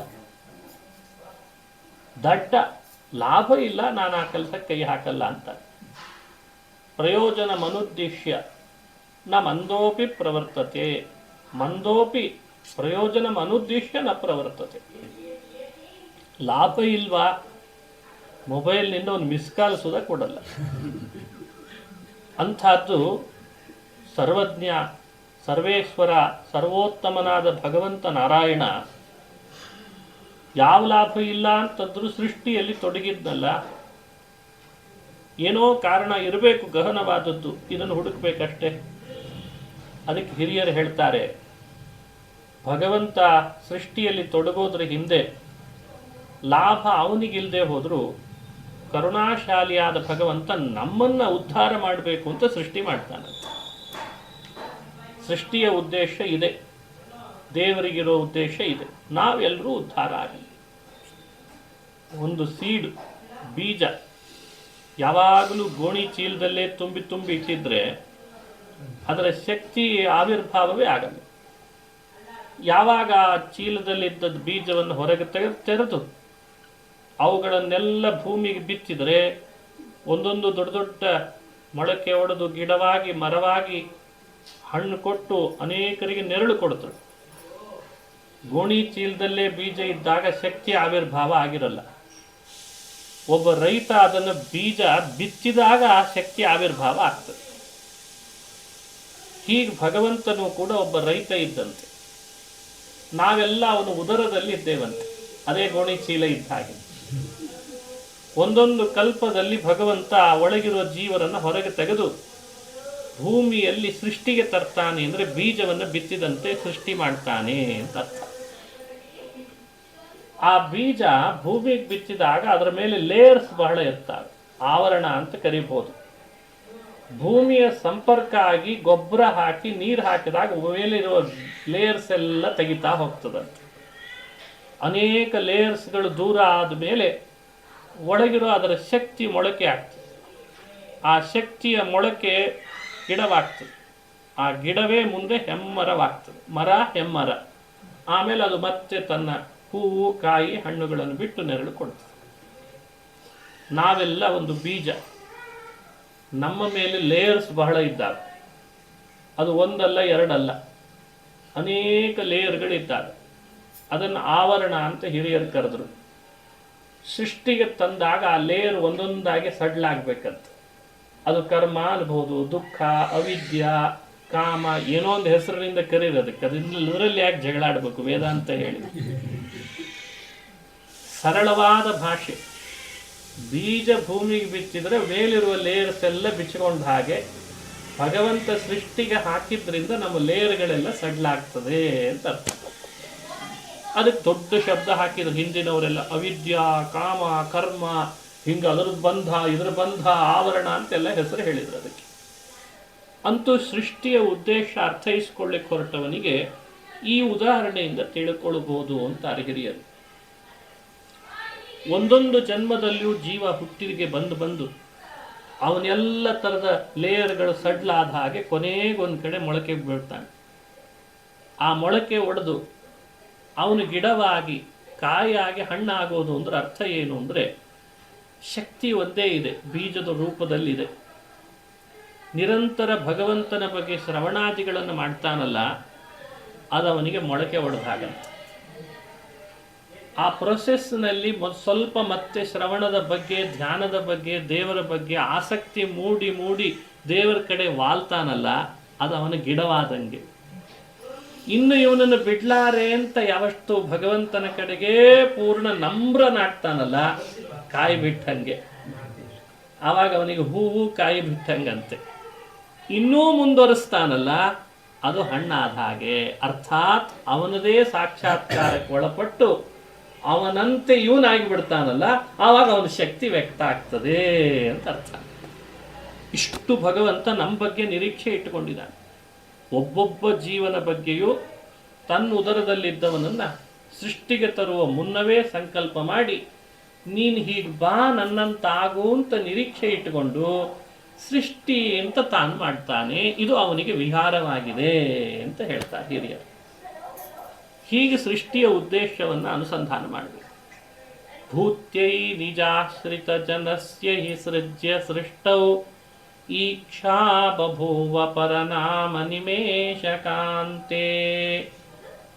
ಭೂತ್ಯೈ ನಿಜಾಶ್ರಿತ ಜನಸ್ಯ ಹಿ ಸೃಜ್ಯ ಸೃಷ್ಟ. ನಿಜಾಶ್ರಿತ ಜನಸ್ಯ, ತನ್ನನ್ನೇ ಪಡಿಬೇಕಾದ ಜನರು ಸಾಕಷ್ಟಿದ್ದಾರೆ, ತನ್ನಂತಾಗಬೇಕಾದವರಿದ್ದಾರೆ. ಅವರ ಅರ್ಹತೆಗೆ ಅನುಗುಣ ಅವರವರ ಅರ್ಹತೆ ಹೊರಗೆ ವ್ಯಕ್ತ ಆಗಬೇಕು ಅನ್ನೋ ಒಂದೇ ಕಾರಣಕ್ಕೆ ಈಕ್ಷಾ ಬಭೂವ ಪರನಾಮ ನಿಮೇಶ ಕಾಂತೆ, ಭಗವಂತನಿಗೆ ಆ ಇಚ್ಛೆ ಬಂತು, ಅದಕ್ಕೆ ಸೃಷ್ಟಿಗೆ ತರ್ತಾನೆ ಅಂತ ವಿವರಣೆ ಮಾಡ್ತಾನೆ. ನಾವು ಸೃಷ್ಟಿ ಮಾಡೋದ್ರದ್ದು ಹಿನ್ನೆಲೆ ಏನು? ಭಗವಂತನಿಗೆ ತಂದೆ ಇಲ್ಲ, ತಾಯಿ ಇಲ್ಲ, ಕರ್ಮಗಳ ಯಾವುದೇ ಕಟ್ಟಳೆ ಇಲ್ಲ, ಅಂದ್ರೆ ನಿಯಮಗಳ ಬಂಧನ ಇಲ್ಲ. ಕರ್ಮ ಬಂಧನದಿಂದ ಸೃಷ್ಟಿ ಮಾಡಲಿಲ್ಲ. ಪಾಪ ಕಳ್ಕೊಳ್ಬೇಕು, ಪುಣ್ಯ ಪಡ್ಕೊಳ್ಬೇಕು ಅಂತಹ ಕರ್ಮದ ಯಾವುದೇ ವಿಧಿ ನಿಷೇಧಗಳಿಲ್ಲ ಅವನಿಗೆ, ಆದರೂ ಸೃಷ್ಟಿ ಮಾಡ್ತಾನೆ. ಇದು ದೇವರ ಸೃಷ್ಟಿಯ ಹಿಂದೆ ಇರುವ ಅವನ ಕಾರುಣ್ಯವೇ ಕಾರಣ. ಆ ಒಂದು ಬಿಡಿಗಾಸಿನ ಅವಶ್ಯಕತೆ ಇಲ್ಲದು ನಮ್ಮನ್ನು ಸೃಷ್ಟಿಗೆ ತರ್ತಾನಲ್ಲ, ಕೇವಲ ಅದು ಕಾರುಣ್ಯದಿಂದಲೇ ಮಾಡ್ತಾನೆ ಅಂತ ಅನುಸಂಧಾನ ಮಾಡಿಸ್ತಾರೆ. ಹೀಗೆ ಸೃಷ್ಟಿ ಮಾಡೋ ಭಗವಂತನ ಬಗ್ಗೆ ನಾವು ಶ್ರದ್ಧೆ ತೋರದೇ ಇದ್ರೆ, ಇಷ್ಟು ಕರುಣಾಶಾಲಿಯಾದ ಪರಮಾತ್ಮನಲ್ಲಿ ನಾವು ಭಕ್ತಿ ಮಾಡದೇ ಇದ್ರೆ, ಅವನ ಸೃಷ್ಟಿ ವಿರುದ್ಧ ನಡ್ಕೊಂಡ್ವಿ ಅಂತ ಅರ್ಥ ಆಯ್ತಲ್ವಾ? ಅವನ ಉದ್ದೇಶ ನಮ್ಮ ಬಗ್ಗೆ ಇರೋದೇನು, ನಾವು ಈಗ ಸೃಷ್ಟಿಗೆ ಬಂದ ಮೇಲೆ ಅವನಿಗೆ ವಿರುದ್ಧ ನಡ್ಕೊಂಡ್ವಿ ಅಂತ ಅರ್ಥ ಆಯ್ತು. ಅದು ನಮ್ಮಿಂದ ನಡಿಬಾರ್ದು ಅನ್ನೋದು ಉದ್ದೇಶ. ಅದಕ್ಕೆ ಈ ಪುರಾಣ ಪ್ರವಚನ ಎಲ್ಲ ಉದ್ದೇಶವೇ ಅದು. ಅವನದೊಂದೇನೋ ಸಂಕಲ್ಪ ಇದೆ, ಭಗವಂತ ನಮ್ಮನ್ನು ಭೂಮಿಗೆ ತರಲಿಕ್ಕೆ, ತಂದ ಮೇಲೆ ನಾವು ಬೆಳಿಲಿಕ್ಕೆ, ಬೆಳೆದ ಮೇಲೆ ಅವನ ಪರರಾಗಲಿಕ್ಕೆ ಅಂತ ಅವನ ಸಂಕಲ್ಪ ಇದೆ. ಅದಕ್ಕೆ ತಕ್ಕಂತೆ ನಾವು ಆದರೆ ಆ ಸೃಷ್ಟಿ ಸಂಕಲ್ಪಕ್ಕೆ ವಿರುದ್ಧ ಆಗಲಿಲ್ಲ, ಅವನಿಗೆ ಅನುಕೂಲ ಆದ್ವಿ ಅಂತ ಅರ್ಥ. ನಾವು ಅದಕ್ಕೆ ವಿರುದ್ಧ ನಡ್ಕೊಳ್ತೇವೆ ಅಂತ ಹೋಗಬಾರ್ದು. ಇದು ಭಗವಂತನ ಸೃಷ್ಟಿಯ ಬಗ್ಗೆ. ನಾವು ಮಕ್ಕಳನ್ನು ಪಡೆಯೋದ್ರ ಹಿಂದಿರುವ ರಹಸ್ಯ ಏನು, ಆ ಸಂತತಿಯ ಬೆಳವಣಿಗೆಯ ರಹಸ್ಯ ಏನು, ಎರಡಿದೆ. ಅದರಲ್ಲಿ ಪ್ರಮುಖವಾದ ಅಂಶ ತಿಳ್ಕೊಳ್ಳೋಣ. ನಾವು ಭೂಮಿಗೆ ಬರುವಾಗಲೇ ಭಗವಂತ ನಮ್ಮನ್ನ ಹಿಂದಿನ ಋಣಗಳಿಗೆ ಸಂಬಂಧಪಡಿಸೇ ಹುಟ್ಟಿಸ್ತಾನಂತೆ. ಆ ಋಣಗಳಿಗೆ ಅನುಕೂಲವಾಗುವ ಹಾಗೆ ನಾವು ನಡ್ಕೊಳ್ಬೇಕು. ಋಣಗಳಿಗೆ ಅನುಕೂಲ ಅಂದರೆ ಋಣಗಳು ಮತ್ತೆ ಮತ್ತೆ ನಮ್ಮನ್ನು ಬಾಧಿಸದಂತೆ ಅಂತ ಅರ್ಥ. ಋಣ ಅಂದರೆ ಸಾಲ ಅಂತ ಕನ್ನಡದಲ್ಲಿ ಅದರ ಅರ್ಥ ವಿವರಣೆ ಮಾಡ್ತಾರೆ. ಅದರಲ್ಲಿ ದೇವಋಣ, ಋಷಿ ಋಣ, ಪಿತೃ ಋಣ ಅಂತ, ಆಚಾರ್ಯ ಋಣ ಅಂತ ಋಣಗಳನ್ನು ವಿವರಣೆ ಮಾಡ್ತಾರೆ ಹಿರಿಯರು. ಆ ದೇವಋಣ, ಋಷಿ ಋಣ ಹಾಗೆ ಪಿತೃ ಋಣಗಳನ್ನು ಮನುಷ್ಯ ಬಯಸಿ ಮಾಡಿಕೊಂಡದ್ದಲ್ಲ. ಬಯಸದೇನು ಆ ಋಣಗಳ ಸಂಪರ್ಕದಲ್ಲೇ ಹುಟ್ಟಿ ಬರ್ತಾನಂತೆ. ಎಲ್ಲ ಆಟೋ ಸಿಸ್ಟಮ್ ಅಂತ ಹೇಳ್ತೀವಿ ಇವತ್ತು ಲೋನ್ ಸ್ಯಾಂಕ್ಷನ್ ಮಾಡಿಸ್ಕೊಳ್ಳಿಕ್ಕೆ ಬ್ಯಾಂಕಿನ ಬಾಗಿಲು ತಟ್ಟಬೇಕಾಗಿಲ್ಲ, ಮೊಬೈಲಲ್ಲೇ ಕೊಟ್ಬಿಡ್ತಾರೆ. ಮೊಬೈಲಲ್ಲೇ ಎಲ್ಲ ಫೀಡ್ ಮಾಡಿಬಿಟ್ರಿ, ನಿಮಗೆಲ್ಲೇ ಸ್ಯಾಂಕ್ಷನ್ ಮಾಡಿಬಿಡ್ತೀವಿ ಅಂತ. ಯಾಕಂದ್ರೆ ಅಷ್ಟು ಅವರಿಗೆ ಗ್ರಾಹಕರ ಅವಶ್ಯಕತೆ ಇದೆ. ಸೋರ್ಸ್ ಮತ್ತೆ ಮತ್ತೆ ಸೋರ್ಸ್ ಅದು ಚೆನ್ನಾಗಿ ಬೆಳವಣಿಗೆ ಆಗಬೇಕಾದ್ರೆ ಲೋನ್ ಕೊಡೋದು ಅನಿವಾರ್ಯ ಆಗಿದೆ. ಇವನಿಗೂ ಅದು ಇಸ್ಕೊಳ್ಳೋದು ಅನಿವಾರ್ಯ ಆಗಿದೆ. ಅದಕ್ಕೆ ಹಬ್ಬವಾಗಿ ಆಚರಿಸ್ಲಿಕ್ಕೆ ಶುರು ಮಾಡಿದ್ದಾನೆ. ಇದು ದುರಂತ ಅಷ್ಟೆ. ಮೊದಲೆಲ್ಲ ಸಾಲ ಭಾರ ಅಂತಿದ್ರು, ಈಗ ಸಾಲ ಫೆಸ್ಟಿವಲ್ ಆಯ್ತು. ಅದಕ್ಕೆ ಎಲ್ಲ ಕಡೆ ಬೋರ್ಡ್ ಹಾಕಿ ತೋರಿಸ್ತಾರೆ ಅಂದ್ರೆ ಲೋನ್ ಫೆಸ್ಟಿವಲ್ ಅಂತಾರೆ.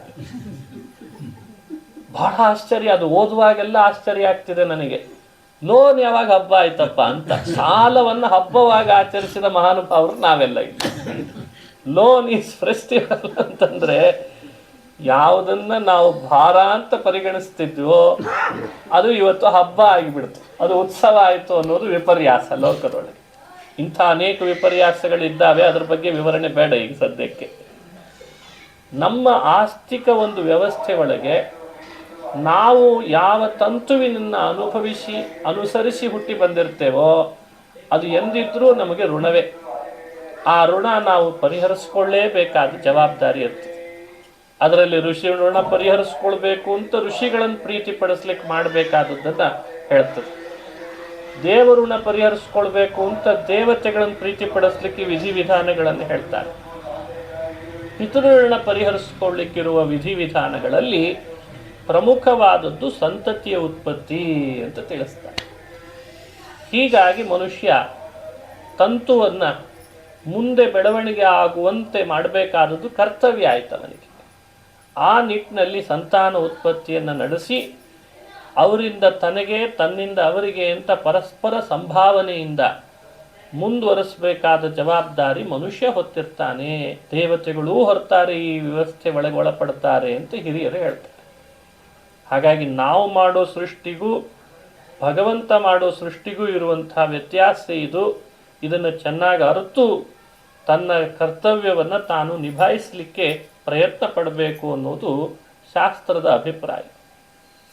ಇನ್ನು ನೈಮಿಷಾರಣ್ಯದಲ್ಲಿ ಕುಳಿತಂಥ ಮಹಾನುಭಾವರಾದ ಸೂತ ಪುರಾಣಿಕರು ಶೌನಕ ಮುನಿಗಳ ಜಿಜ್ಞಾಸೆಗನುಗುಣ ಅನೇಕ ಉತ್ತರಗಳನ್ನು ಕೊಡ್ತಾರೆ, ಶಾಸ್ತ್ರ ಸಮ್ಮತವಾದದ್ದು. ಪಪ್ರಚ್ಛುಹೋ ಸೌತ್ಯಂ ಧರ್ಮಾತ್ಮ ಸರ್ವಶಾಸ್ತ್ರ ವಿಶಾರದಂ. ಇಲ್ಲಿ ಸೂತ ಅಂತ ಹೇಳಿಲ್ಲ, ಸೌತಿ ಅಂತ ಕರೆದಿದ್ದಾರೆ ಅವರನ್ನೇ. ಆಗ ಶ್ರೀ ಸೂತ ಉವಾಚ ಅಂತ ಸೂತರು ಜನಮೇಜಯ ವೈಶಂಪಾಯನರ ಮಧ್ಯದಲ್ಲಿ ನಡೆದ ಸಂವಾದವನ್ನು ಶೌನಕರಿಗೆ ಉಪದೇಶ ಮಾಡ್ತಾ ಬರ್ತಾರೆ. ಜನಮೇಜಯ ಪ್ರಶ್ನಿಸಿದಂತೆ ಉತ್ತರ ಕೊಡ್ತಾ ಬಂದರು. ಅದರಲ್ಲಿ ಕೆಲವು ಸೃಷ್ಟಿಗಳನ್ನು ಹೇಳ್ತೇನೆ ಅಂತಂದೆ. ಭಗವಂತ ತನ್ನ ಇಚ್ಛಾ ಮಾತ್ರದಿಂದ ಎಲ್ಲವನ್ನು ಸೃಷ್ಟಿ ಮಾಡಬಲ್ಲ. ಆದರೂ ಒಂದು ಸಂಕಲ್ಪ ಮಾಡಿದಾನೆ. ಭಗವಂತ ಏನು ಸಂಕಲ್ಪ ಮಾಡ್ತಾನೆ? ವೇದ ಶಾಸ್ತ್ರಗಳಲ್ಲಿ ಹೀಗೆ ಸೃಷ್ಟಿ ಮಾಡ್ತಾನೆ ಅಂತ ಹೇಳ್ತದಲ್ಲ, ಆ ಮಾಡ್ತಾನೆ ಅಂತ ಹೇಳಿದ್ದಕ್ಕೆ ಅನುಗುಣವೇ ಸೃಷ್ಟಿ ಮಾಡ್ತಾನೆ. ಅಂದ್ರೆ ಅದಕ್ಕಷ್ಟು ಸಂಭಾವನಾ. ವೇದ ಶಾಸ್ತ್ರಗಳಲ್ಲಿ ದೇವರು ಹೀಗೀಗೆ ಮೆಟೀರಿಯಲನ್ನು, ರಾ ಮೆಟೀರಿಯಲನ್ನು ತಗೊಂಡು ಸೃಷ್ಟಿ ಮಾಡ್ತಾನೆ ಅಂತ ಹೇಳ್ತದೆ. ಅದನ್ನು ಮೀರಿ ಮಾಡಬಲ್ಲ, ಆದರೆ ಅವುಗಳಿಗೆ ಮಹತ್ವ ಉಳಿಯಲ್ಲ. ಅಂದರೆ ಲೋಕಕ್ಕೊಂದೇನೋ ಸಂದೇಶ ಕೊಡಬೇಕಿದು. ನಾನು ಸರ್ವಶಕ್ತನಾದ್ದರಿಂದ ಏನು ಬೇಕಾದರೂ ಮಾಡಬಲ್ಲೆ ಅಂತಿದ್ರೂ ಒಂದು ನಿಯಮಕ್ಕೆ ಒಳಗಾಗಿದ್ದೇನೆ ಅಂತ ಜಗತ್ತಿಗೆ ತೋರಿಸ್ತಾನಂತೆ. ಭಗವಂತ ಯಾವ ನಿಯಮಕ್ಕೆ? ವೇದ ಶಾಸ್ತ್ರಗಳು ಹೇಳುವ ನಿಯಮಕ್ಕೆ ನಾನು ಒಳಗಾಗಿದ್ದೇನೆ. ಇದರಿಂದ ನಮಗೇನು ತಿಳುವಳಿಕೆ? ಅವನೇ ಯಾವ ನಿಯಮ ಮೀರಬಲ್ಲ ಅಂತ ಅವನು ನಿಯಮಕ್ಕೆ ಒಳಗಾಗಿದ್ದಾನೆ. ಇನ್ನು ನಾವು ಎಂದಿದ್ರೂ ನಿಯಮಬದ್ಧರೇ ಆಗಿ ನಿಯಮಕ್ಕೊಳಪಡಲ್ಲ ಅಂತ. ಇದು ಯಾವ ನ್ಯಾಯ? ಇದು ಯಾವ ನ್ಯಾಯ? ದೇಶದಲ್ಲಿ ಇದ್ದವರಿಗೆಲ್ಲ ಒಂದು ಕಾನ್ಸ್ಟಿಟ್ಯೂಷನ್ ಅಂದಮೇಲೆ ಒಂದು ಕುಟುಂಬಕ್ಕೆ ಮಾತ್ರ ಬೇರೆ ಅಂದ್ರೆ ಅರ್ಥ ಏನು? ಅವರು ದೇವರಾಗಬೇಕಷ್ಟೇ. ಅವಾಗ ಈ ವ್ಯವಸ್ಥೆಯನ್ನು ಯೋಚಿಸ್ಬೇಕು ತಾನೆ ನಾವೆಲ್ಲ. ಹಾಗಾಗಿ ಈ ವ್ಯವಸ್ಥೆಗೆ ಅನುಗುಣವಾಗಿ ಭಗವಂತ ಸೃಷ್ಟಿಯಲ್ಲಿ ತೊಡಗುವಾಗ ವೇದ ಪುರಾಣ ಶಾಸ್ತ್ರಗಳಲ್ಲಿ ಹೇಳಿದ ಹಾಗೆ ಸೃಷ್ಟಿ ಮಾಡ್ತಾನಂತೆ. ಅದರ ತತ್ವ ಯೋಚಿಸ್ತಾ ಬರ್ಬೋದು. ತಾನು ಸೃಷ್ಟಿ ಮಾಡುವಾಗ ತನ್ನದೇ ಆದ ಸಂಕಲ್ಪದಂತೆ ತನ್ನ ರೂಪಗಳನ್ನು ಸೃಷ್ಟಿ ಮಾಡಿಕೊಂಡಂತೆ. ತನ್ನ ರೂಪ ತನ್ನಿಂದ, ಒಂದು ದೀಪದಿಂದ ಮತ್ತೊಂದು ದೀಪ, ಆ ದೀಪದಿಂದ ಮಗದೊಂದು ದೀಪ ಅಂತ ಹೇಳ್ತದಲ್ಲ, ಹಾಗೆ ತನ್ನನ್ನು ಸೃಷ್ಟಿ ಮಾಡಿಕೊಂಡ.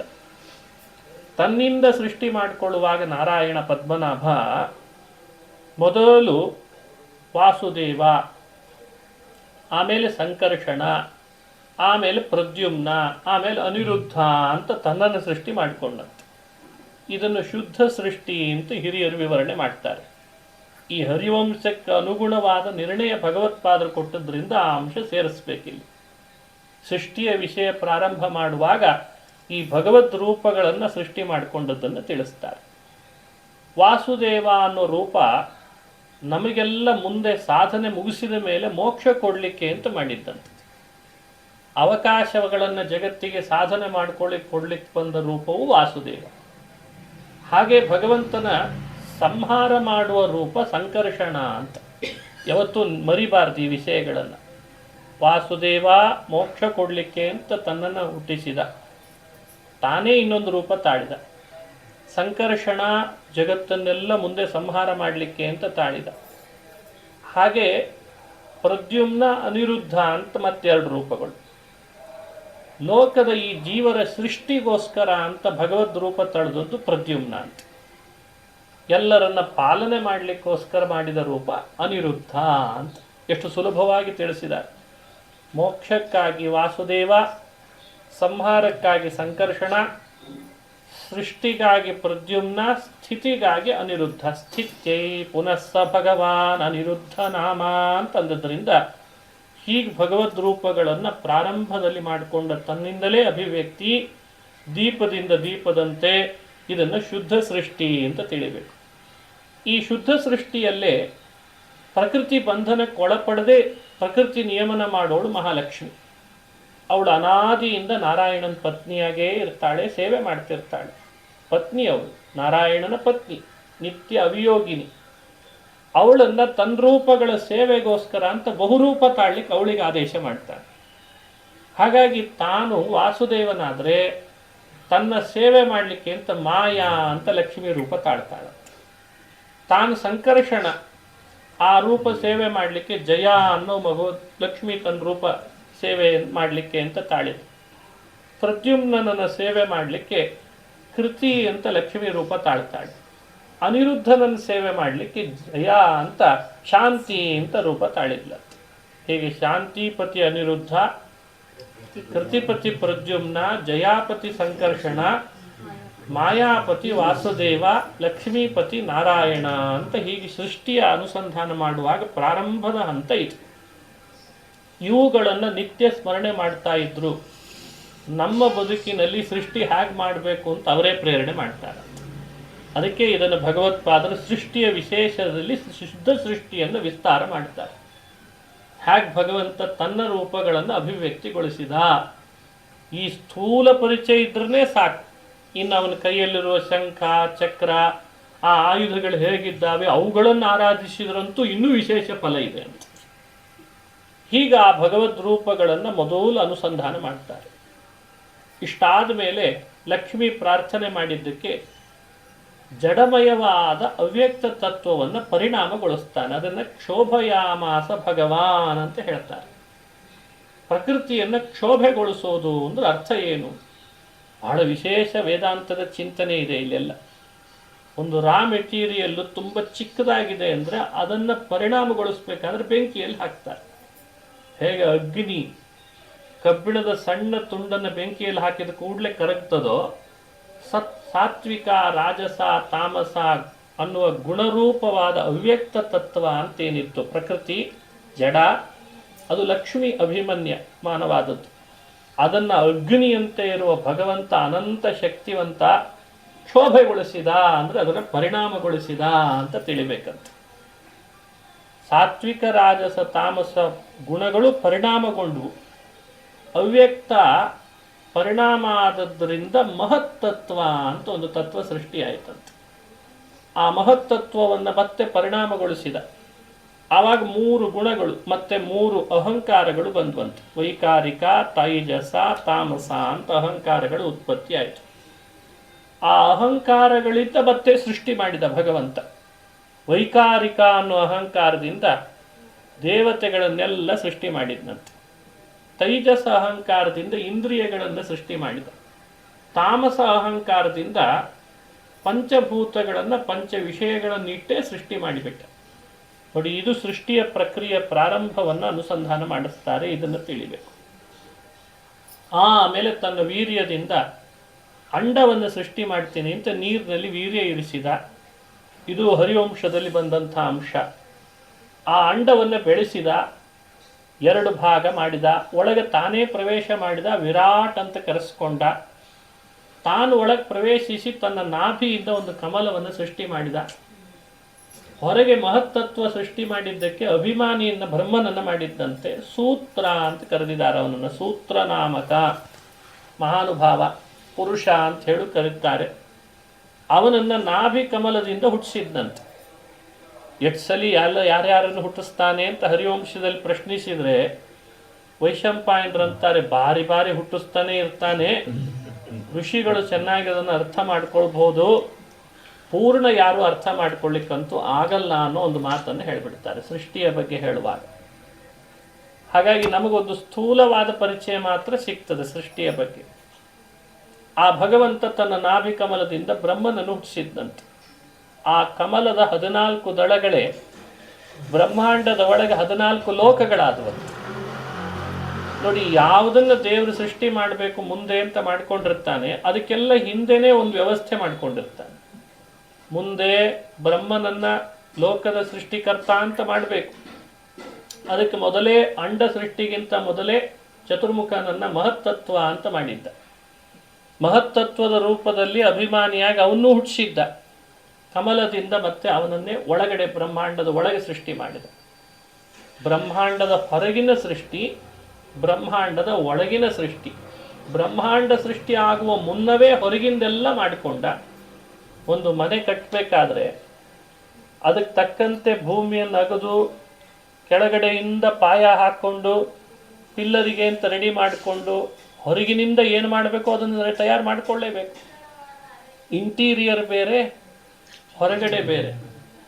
ಮನೆ ಕಟ್ಟಿಸುವ ಇಂಜಿನಿಯರೇ ಹೀಗಿದ್ದಾನೆ ಅಂದರೆ ಬ್ರಹ್ಮಾಂಡ ಅನ್ನೋ ಮನೆ ಕಟ್ಟಿಸೋ ಭಗವಂತ ಹೇಗಿರಬೇಡ. ಅದಕ್ಕೆ ನಮಃ ಕುಲಾಲೇಭ್ಯ ಕರ್ಮಾರೇಭ್ಯ ಅಂತ ರುದ್ರದಲ್ಲಿ ಹೇಳ್ತಾರೆ. ಭಗವಂತ ಅವನೊಬ್ಬ ಕುಲಾಲ ಅಂದರೆ ಕುಂಬಾರ. ಒಂದು ಮಡಿಕೆ ತಯಾರು ಮಾಡಿಕೊಳ್ಬೇಕಾದ್ರೆ ಸೃಷ್ಟಿ ಮಾಡಲಿಕ್ಕೆ ಮಣ್ಣು ತೊಗೊಂಡು ಬರ್ತಾನೆ, ಹದ ಮಾಡ್ತಾನೆ, ಒಳಗಿರೋ ಕಸ ಕಡ್ಡಿಗಳನ್ನೆಲ್ಲ ಹೊರಗೆ ಸರಿಸ್ತಾನೆ, ಮತ್ತೆ ಅದನ್ನು ಹದ ಮಾಡ್ತಾನೆ, ಮತ್ತೆ ಮಾಡ್ತಾನೆ, ಆಮೇಲೆ ಅದನ್ನು ಹಾಕಿ ಮಡಿಕೆ ನಿರ್ಮಾಣ ಮಾಡ್ತಾನೆ. ಒಂದು ಮಡಿಕೆ ತಯಾರಾಗಬೇಕಾದ್ರೆ ಇಷ್ಟೆಲ್ಲ ಇದೆ. ತಯಾರಾದ ಕೂಡಲೇ ಮಾರಾಟಕ್ಕೆ ಇಡ್ಲಿಕ್ಕಾಗಲ್ಲ. ಬಿಸಿಲಿಗೆ ಒಣಗಿಸ್ತಾನೆ, ಸಾಲದು ಅಂತಾನೆ. ಬಿಸಿಲಿಗೆ ಮಾತ್ರ ಒಣಗಿದ್ರೆ ನೀರು ಹಿಡಿಯಲ್ಲ, ಬೆಂಕಿಯಲ್ಲಿ ಹಾಕಿ ಸುಡ್ತಾನೆ ಮತ್ತೆ. ಅಂದ್ರೆ ಅದು ನೀರು ಹಿಡಿಯೋ ಶಕ್ತಿ ಪಡೀತದೆ. ಒಂದು ಮಡಿಕೆ ತಯಾರಾಗಿ ನೀರು ಹಿಡಿಯೋ ಶಕ್ತಿ ಪಡಿಬೇಕಾದ್ರೆ ಅದ್ರ ಹಿಂದೆ ಅದರದ್ದೇ ಜಾತಿಯ ಮಣ್ಣನ್ನೇ ತಗೊಂಡು ಬರ್ಬೇಕಂತ. ನಮ್ಮ ಮನೆ ಎದುರುಗಡೆ ಇರೋ ಮಣ್ಣಿನಿಂದ ಮಡಿಕೆ ತಯಾರು ಮಾಡಿದ್ರೆ ಆಗಲ್ಲ, ಮತ್ತೆ ಅದು ನೀರು ಹಿಡಿಯಲ್ಲ. ಅದರದ್ದೇ ಎರೆ ಮಣ್ಣು ಇರ್ತದೆ, ಆ ಕೆರೆಗಳಲ್ಲಿ ಸಿಗ್ತದೆ, ಅದನ್ನೇ ತಂದು ಅದರಿಂದಲೇ ನಿರ್ಮಾಣ ಮಾಡಿ ಸೂರ್ಯನ ಬೆಳಕಿಗೆ ಒಣಗಿಸಿ, ಸೂರ್ಯನ ಕಿರಣದಿಂದ ಒಣಗಿಸಿ, ಬೆಂಕಿ ಹುಲ್ಲು ಹಾಕಿ ಬೆಂಕಿಯಲ್ಲಿ ಸುಟ್ಟು ಆಮೇಲೆ ಅದು ನಮ್ಮ ಮನೆಗೆ ತನಕ ಬರ್ತದೆ, ನೀರು ಹಿಡಿಯುವ ಶಕ್ತಿ ಪಡೀತದೆ. ಹಾಗೆ ಭಗವಂತ ತನ್ನ ವೀರ್ಯವನ್ನು ನೀರಿನಲ್ಲಿರಿಸಿ ಅಂಡವಾಗಿ ಬೆಳೆಸಿ, ಬೆಳೆದ ಅಂಡದೊಳಗೆ ಬೇರೆ ಹೊರಗಿರುವ 9 ಆವರಣದ ಯಾವುದೇ ಬಾಧೆ ಒಳಗೆ ಹೋಗಬಾರ್ದು ಅಂತ ಬಂಗಾರದ ಕವಚ ಹಾಕಿ ವಜ್ರದ ಮೊಳೆಯನ್ನು ಹೊಡೆದಂತೆ. ಇದು ದೇವರ ಸೃಷ್ಟಿ. ಆಮೋಘ ವೀರ್ಯವ ಗರ್ಭದಿ ಧರಿಸಿ ಬ್ರಹ್ಮಾಂಡವನೇ ಪೊತ್ತ ಮಾತಾ ಎಲ್ಲಮ್ಮ ಎನಬೇಡವೇ ಶ್ರೀದೇವಿ ಎಲ್ಲಾರಮ್ಮನಲ್ಲವೇ. ವಿಜಯದಾಸರು ಹೇಳುವ ಮಾತು. ಅಮೋಘವಾದ ವೀರ್ಯವನ್ನು ನೀರಿನಲ್ಲಿ ಹಾಕಿರಿಸಿದ ಅಂದರೆ ಆ ಪ್ರಳಯದ ನೀರು ಮಹಾಲಕ್ಷ್ಮಿ ಅಂತ ಅರ್ಥ. ಲಕ್ಷ್ಮ್ಯಾತ್ಮಕ ಪ್ರಳಯಾಬ್ಧಿಸ್ತ ವಟಪತ್ರ ಶೇಷಶಾಯಿ ಅಂತಾರೆ ಮಂತ್ರಾಲಯ ಪ್ರಭುಗಳು. ಲಕ್ಷ್ಮ್ಯಾತ್ಮಕ ಪ್ರಳಯಾಬ್ಧಿ, ಲಕ್ಷ್ಮೀ ಅಭಿಮನ್ಯಮಾನವಾದ ಪ್ರಳಯದ ನೀರಂತೆ. ಅಂದರೆ ತನ್ನ ಪತ್ನಿ. ಅದಕ್ಕೆ ಅಲ್ಲಿ ವೀರ್ಯವನ್ನು ಭಗವಂತ ಇರಿಸಿದ. ಅದು ಅಂಡವಾಯಿತು. ಈ ಪ್ರೊಸೆಸ್ಸನ್ನು ಸ್ತ್ರೀ ಪುರುಷರು ಅರ್ಥ ಮಾಡಿಕೊಂಡು ತಮ್ಮ ಮನೆಯೊಳಗೆ ಸಂತಾನ ಉತ್ಪತ್ತಿ ಮಾಡಲಿ ಅಂತ ತಾನೊಬ್ಬ ಯಜಮಾನನಾಗಿ ಜಗತ್ತಿಗೆ ಬೋಧಿಸಿದಾನಂತೆ.